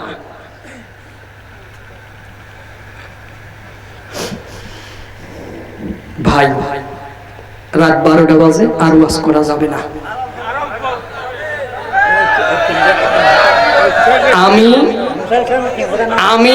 আমি বসেন, আমি ওয়াজ করতে গিয়া আমার ওয়াজের ভিতরে দুরূদ পড়াইছি, কথা বলেন না, জিকির করাইছি, চা খাইছি। বাংলাদেশের একটা বক্তা খুঁজে বাইর করে দেবেন একটা না 2 ঘন্টা ওয়াজ করেছে এইভাবে। আমার ওয়াজ 2 ঘন্টা মানে অন্য বক্তার ওয়াজ 3 ঘন্টা, এ সমান। আর ওয়াজ করা যাবে না। এখন ওই 3টি বলবো, তাই তো? কথা বল না কেন? এইভাবে যদি সারা রাত ওয়াজ করি এটা চলবে। আমার একদিনের মাহফিলে ডাকবে না, 2 দিনের ডাকবে না। কারণ আমি বাংলাদেশে যত মাহফিল করি ওটা 2 দিন 3 দিন 5 দিন ব্যাপী মাহফিল, এটা চলবেই চলবে, ওয়াজের কোনো শেষ নাই। আল্লাহু আকবার, আল্লাহু আকবার। এখন বাকি থাকলো ওই 3 ডে যদি বলে দেই খুশি হবেন আপনারা? হ্যাঁ, কষ্ট হবে না তো? কষ্ট নিয়ে যাবেন না তো? আলহামদুলিল্লাহ। হ্যাঁ ঠিক আছে, যাক তাহলে সবাই অনুমতি দিয়েছে পরিচালক স্যার 3 ডে বলে। বাবাজি আর পারতেছি না, আমার ফিরতে হবে। আমারে আজকের মতো সাইডে দেন। আপনি যে শুনতে চাইছেন এটা আমার সৌভাগ্য। এটা আমার কপাল। আল্লাহ আপনার হায়াত দিক কোন আমিন, জোরে বলেন আমিন। বন্ধুগণ আমার, আজকে পৃথিবীর অবস্থা দেখতেছেন আপনারা। এই যে আমার আগের বক্তা চীনের অবস্থা নিয়ে আলোচনা করেছে, হ্যাঁ, চীনে করোনা ভাইরাস। আমি আসার পথে আমার এক স্যার আমাকে নিয়ে আসলো। স্যার কই? ওই যে স্যার বলতেছে করোনা ভাইরাস কেন হলো, করোনা ভাইরাস কেন হয়েছে ওটা চীনও জানে না, কিসের থেকে হয়েছে ওটা চীন জানে না, পৃথিবীর কেউ জানে না, বিশ্ব স্বাস্থ্য জানে না। করোনা ভাইরাস কেন হলো? কারণ হলো ইসলাম যা নিষেধ করেছে ওরা তাই করে। ওরা করোনা ভাইরাস হওয়ার আগে ওরা চীনের সব মসজিদ গুলোতে তালা দিল। ওরা বলল কোরআনের ই করবে, ওরা কোরআন নতুন করে ছাপায় মুসলমানদের দেবে। আল্লাহ কয় দাঁড়া, তোরে কোরআন ছাপাচ্ছি আমি। এখন শয়তান মসজিদে মসজিদে ঘুরে বেড়াচ্ছে, মসজিদে মসজিদে গিয়া চীনের প্রেসিডেন্ট আপনারা তো দেখেছেন, দেখেন নাই? মসজিদে মসজিদে গিয়া ইমামদেরকে বলতেছে তোমাদের আল্লাহর একটু বলো, তোমাদের নবীর একটু বলো, আমাদের সহযোগিতা করুক। আল্লাহু আকবার কোন না? চীনের মসজিদ তো দূরের কথা, রাস্তা পর্যন্ত খুলে দিয়েছে মুসলমানদের নামাজ পড়ার জন্য। ওই রকমের আমি অপেক্ষায় আছি মোদির একটু ধরুক। কথা বল না, কারে ধরুক? ওই বেটা মুদি দোকানদারের বাচ্চা, তুই মুসলমানদের গায়ে হাত দিছিস শয়তান। তোর জানা উচিত ছিল ওই ভারত উপমহাদেশ মুসলমানরা 700 বছর শাসন করেছে, ঠিক কিনা বলেন? মুসলমানরা ইচ্ছা করলে ভারতে একটা হিন্দু থাকার কথা ছিল না। তাহলে এত হিন্দু ভারতে আসলো কোত্থেকে? শয়তানের বাচ্চা, একবার চিন্তা করবি না? মুসলমানেরা জঙ্গি নয়, পৃথিবীর ভিতর সবচেয়ে বড় জঙ্গি হলো আমেরিকার ট্রাম্প, পৃথিবীর দ্বিতীয় জঙ্গি হলো সুসি, আর পৃথিবীর সবচেয়ে নিকৃষ্ট কুখ্যাত সন্ত্রাসী শয়তান হলো ভারতের মোদি। শোনেন শোনেন শোনেন, এ জায়গায় একটা শত্রু নাই, সব হলো আমাদের বন্ধু, ঠিক কিনা? এ জায়গায় তাকবীর দেবেন। আল কোরআনের আলো, আল কোরআনের আলো, আমার নেতা তোমার নেতা, নারায়ে তাকবীর, এটা হলো অরিজিনাল তাকবীর। আমাদের ভাইরা অনেক মাহফিলে গিয়ে কয় ইসলামের শত্রুরা, এই কথাই যা বলবেন না, এই কথা বলবেন ইন্ডিয়ায় যাই, কারণ মাহফিলে ইন্ডিয়া, মাহফিলে ইসলামের শত্রুরা থাকে না। কথা বল বন্ধুগণ আমার। তো এখন আমরা জঙ্গি নই, তার কারণ কি? আমি মাওলানা মানুষ, আমি একটা গান লিখছি, দেখেন কি গান আপনাদের শোনাবো। ইসলাম, আমি গান লিখছি, আমার আল্লাহকে যদি ভালোবাসো, আমার ইসলাম যদি ভালোবাসো, মুসলিম তুমি কোন ধর্মকে দিও না কভু গালি, তাহলে তোমার নেকির গান না, তাহলে তোমার, বলেন তাহলে তোমার, আমি আপনাদের ট্রেনিং করাচ্ছি, তাহলে তোমার, বলেন তাহলে তোমার নেকির পাল্লা হয়ে যাবে খালি রে, তাহলে তোমার নেকির পাল্লা হয়ে যাবে খালি। আল্লাহকে সারা তাদের তারা ইকো নাই, ইকো নাই, আল্লাহকে বোঝে না ইকো টিকো, আল্লাহকে সারা যাদের তারা ডাকে দিবানিশি, তাদের তোমরা গালি দিয়া হইলা কেন দোষী? আমার আল্লাহ তোমায় মানা করে, ঠিক না? আমার আল্লাহ তোমায় মানা করে দিতে দেব দেবীর গালি। মুসলিম, বলেন না মুসলিম, তোমার নেকির পাল্লা হয়ে যাবে খালি রে, মুসলিম তোমার নেকির পাল্লা হয়ে যাবে খালি। ধর্মের ধোয়া তুলে তুমি জ্বালাও বাড়ি ঘর, ধর্ম কি তোমায় দিয়েছে কবু এমন অধিকার, তোমায় এমন অধিকার? অমুসলিমদের উপর যারা অ্যাটাক করে এরা মূলত ধর্মের কেউ না। কোন ধর্মীয় লোকই বিধর্মীদের উপর অ্যাটাক করতে পারে ধর্মের ধোঁয়া তুলে তুমি জ্বালাও বাড়ি ঘর, ধর্ম কি তোমায় দিয়েছে কবু এমন অধিকার, তোমায় এমন অধিকার। ও মুসলিমের উপর যদি চালাও নিপীড়ন, দোজখে তোমায় যেতে হবে রাখিও স্মরণ। আমার রাসূল তোমায় মামলা দিবে তার পবিত্র হাত তুলি, মুসলিম তোমার নেকির পাল্লা হয়ে যাবে খালি। বলেন না, মুসলিম তোমার নেকির পাল্লা হয়ে যাবে খালি।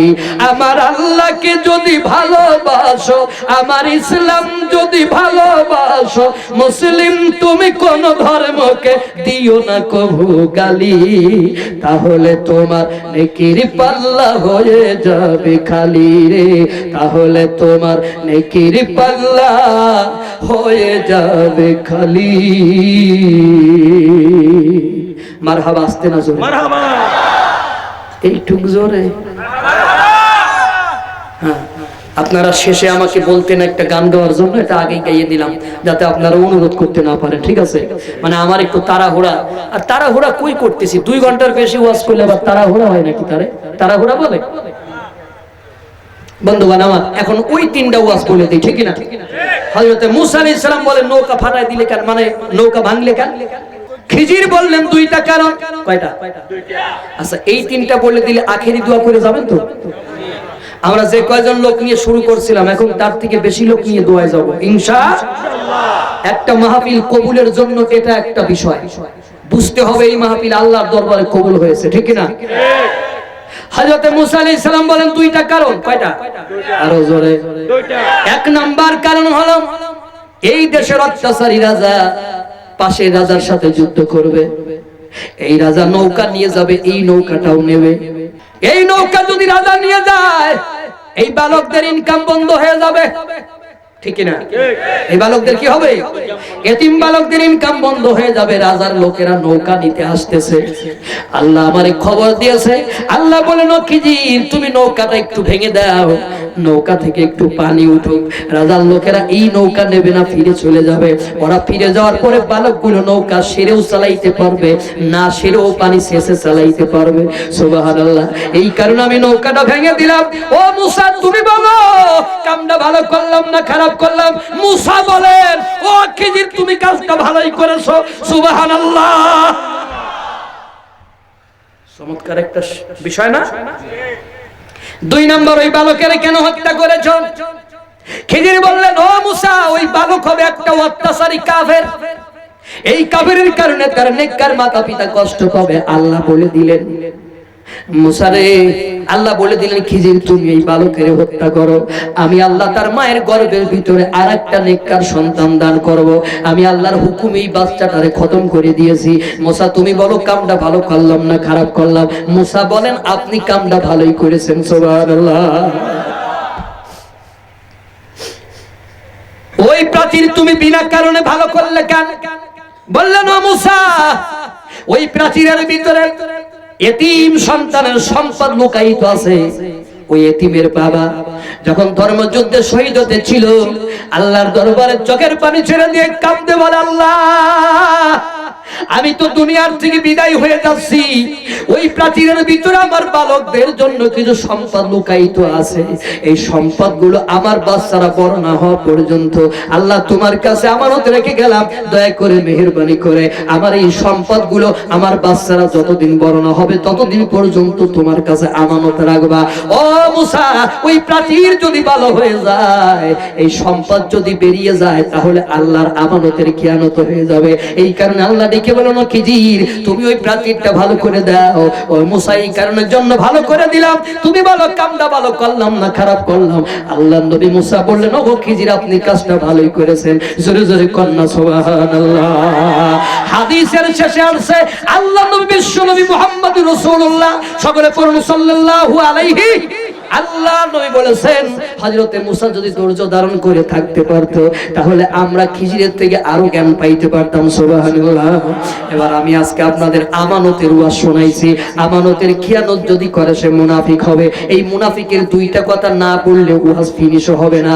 ও ভাই, মুনাফিক আব্দুল্লাহ বিন উবাই যখন মারা গেল, আমার নবী আব্দুল্লাহ বিন উবার জন্য জানাজা দিতে যাচ্ছেন, তার আগে আব্দুল্লাহর ছেলে আব্দুল্লাহ এসে বলল, ইয়া রাসূলুল্লাহ, আমার বাবা ইন্তেকাল করেছেন, আমার বাবার জন্য আপনার গায়ের একটা জামা দেন, ওই জামাটা আমার বাবার জন্য আমি কাফনের কাপড় বানাবো।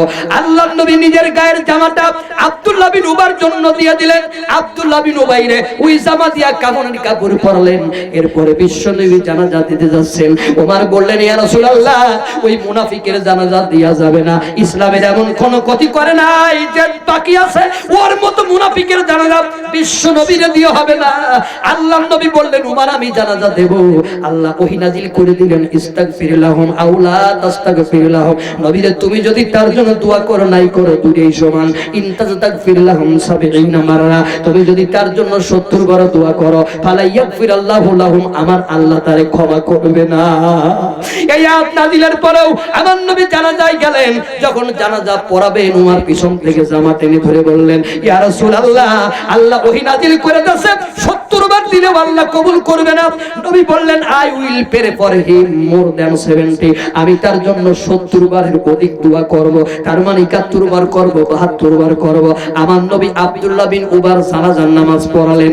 এরপরে আল্লাহ নবীর কাছে ওহী নাজিল করে দিলেন, ওয়ালা তুসাল্লি আলা আহাদিম মিনহুম মাতা আবাদা ওয়ালা তাকুম আলা কবরি কাবরি। নবীর এরপরে যদি কোন মুনাফিক মরে যায়, ওই মুনাফিকের জানাজা তুমি দিবা না, ওই মুনাফিকের কবরের ধারে কাছে তুমি আর যাবা না।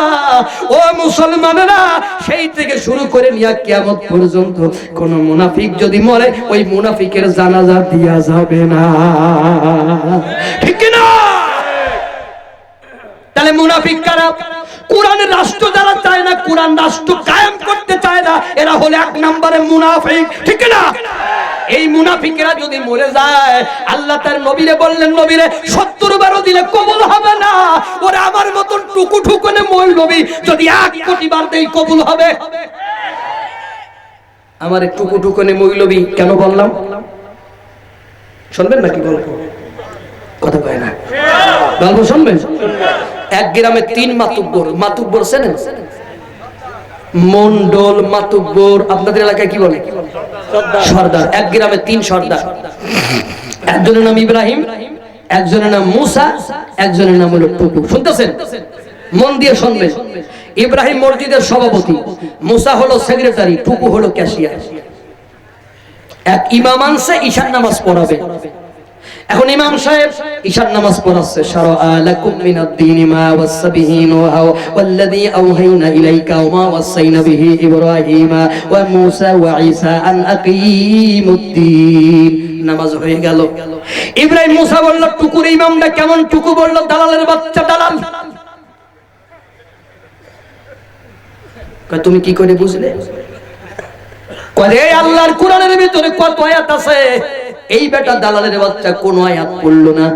যে আয়াতের ভিতরে ইব্রাহিম মুসার নাম আছে, ওই আয়াতটাই সে পড়লো। ও মনে করলো সভাপতি সেক্রেটারির নাম নামাজের ভিতর নিল, ওর চাকরি কনফার্ম। দালালের বাচ্চা আমি ক্যাশিয়ার, আমার নামটা একবার নিল না, ওর চাকরি হবে না, ওর চাকরি। তোমরা যদি ওর চাকরি দাও, আল্লাহর কসম জীবনে চেক বইতে সই করবে না। চললাম, এবার ওর চাকরি হবে হবে হবে। এবার হুজুর কোন জায়গায় যাবে? মসজিদের বারান্দায় পড়ে আছে, ফজরের আজান হতেছে। আসসালাতু খায়রুম মিনান নাওম। চারিদিক থেকে মুসল্লিরা আসলো, এসে দেখলো হুজুর মসজিদের বারান্দায়। হুজুর যান নাই? কয় না, অত রাতে যাওয়া যাবে না, ফজরের আজান হলে নামাজ পড়ে চলে যাব। কয় হুজুর যান নাই যখন, তখন আপনি নামাজটা পড়াইয়া যান। এবার হুজুর ফজরের নামাজ পড়াতে গিয়া এবার পড়াচ্ছেন, শারআ লাকুম মিনাদ দীনি মা ওয়াসা বিহি নূহা ওয়াল্লাযী আওহাইনা ইলাইকা ওয়া মা ওয়াসাইনা বিহি ইব্রাহিমা ওয়া মূসা ওয়া ঈসা ওয়া তুকু আন আকিমুদ্দীন। নামাজ হয়ে গেল। এবার হুজুর চলে যায়, টুকু বলে হুজুর কোথায় যান? কয় যে এই জায়গায় চাকরি হবে না, চলে যাওয়াই ভালো। কয় না হুজুর, চাকরি পাক্কা। কেন গো? আপনি নামাজের ভিতর টুকুরি ঢুকায় ফেলাইছেন। ও মুসলমানেরা, এই কথাটা আমি কেন বললাম? বাংলাদেশে এমনও শয়তান ছিল, যেই শয়তান বলেছিল আমি মারা যাওয়ার পরে আমার কানের ঘরে তোমরা কোরআন পড়বা না, আমার কানের ঘরে তোমরা 2 কোটি রবীন্দ্রসঙ্গীত শোনায় দিবা। ওই শয়তানের বুকের উপর হাত দিয়েও এই দেশের কিছু মোল্লা মৌলবী বলেছে বিসমিল্লাহি আলা মিল্লাতি রাসূলুল্লাহ। এরা আসলে ওই কোন মোল্লা মৌলবী এবার বোঝেন? এরা হলো টুকু টুকুনের গোষ্ঠী। কিসের গোষ্ঠী? এরা টুকু টুকুনের গোষ্ঠী। ঠিক আছে কিনা? তাহলে মুনাফিকের জানাজা নবী 70 বার দিলেও কবুল হবে না, আর আমাদের মতন টুকু টুকুনে মৌলবী কিয়ামত পর্যন্ত দিলেও কবুল হবে না। তাহলে কোরআনের ব্যাপারে মুনাফিকরা বড়ই সাবধান।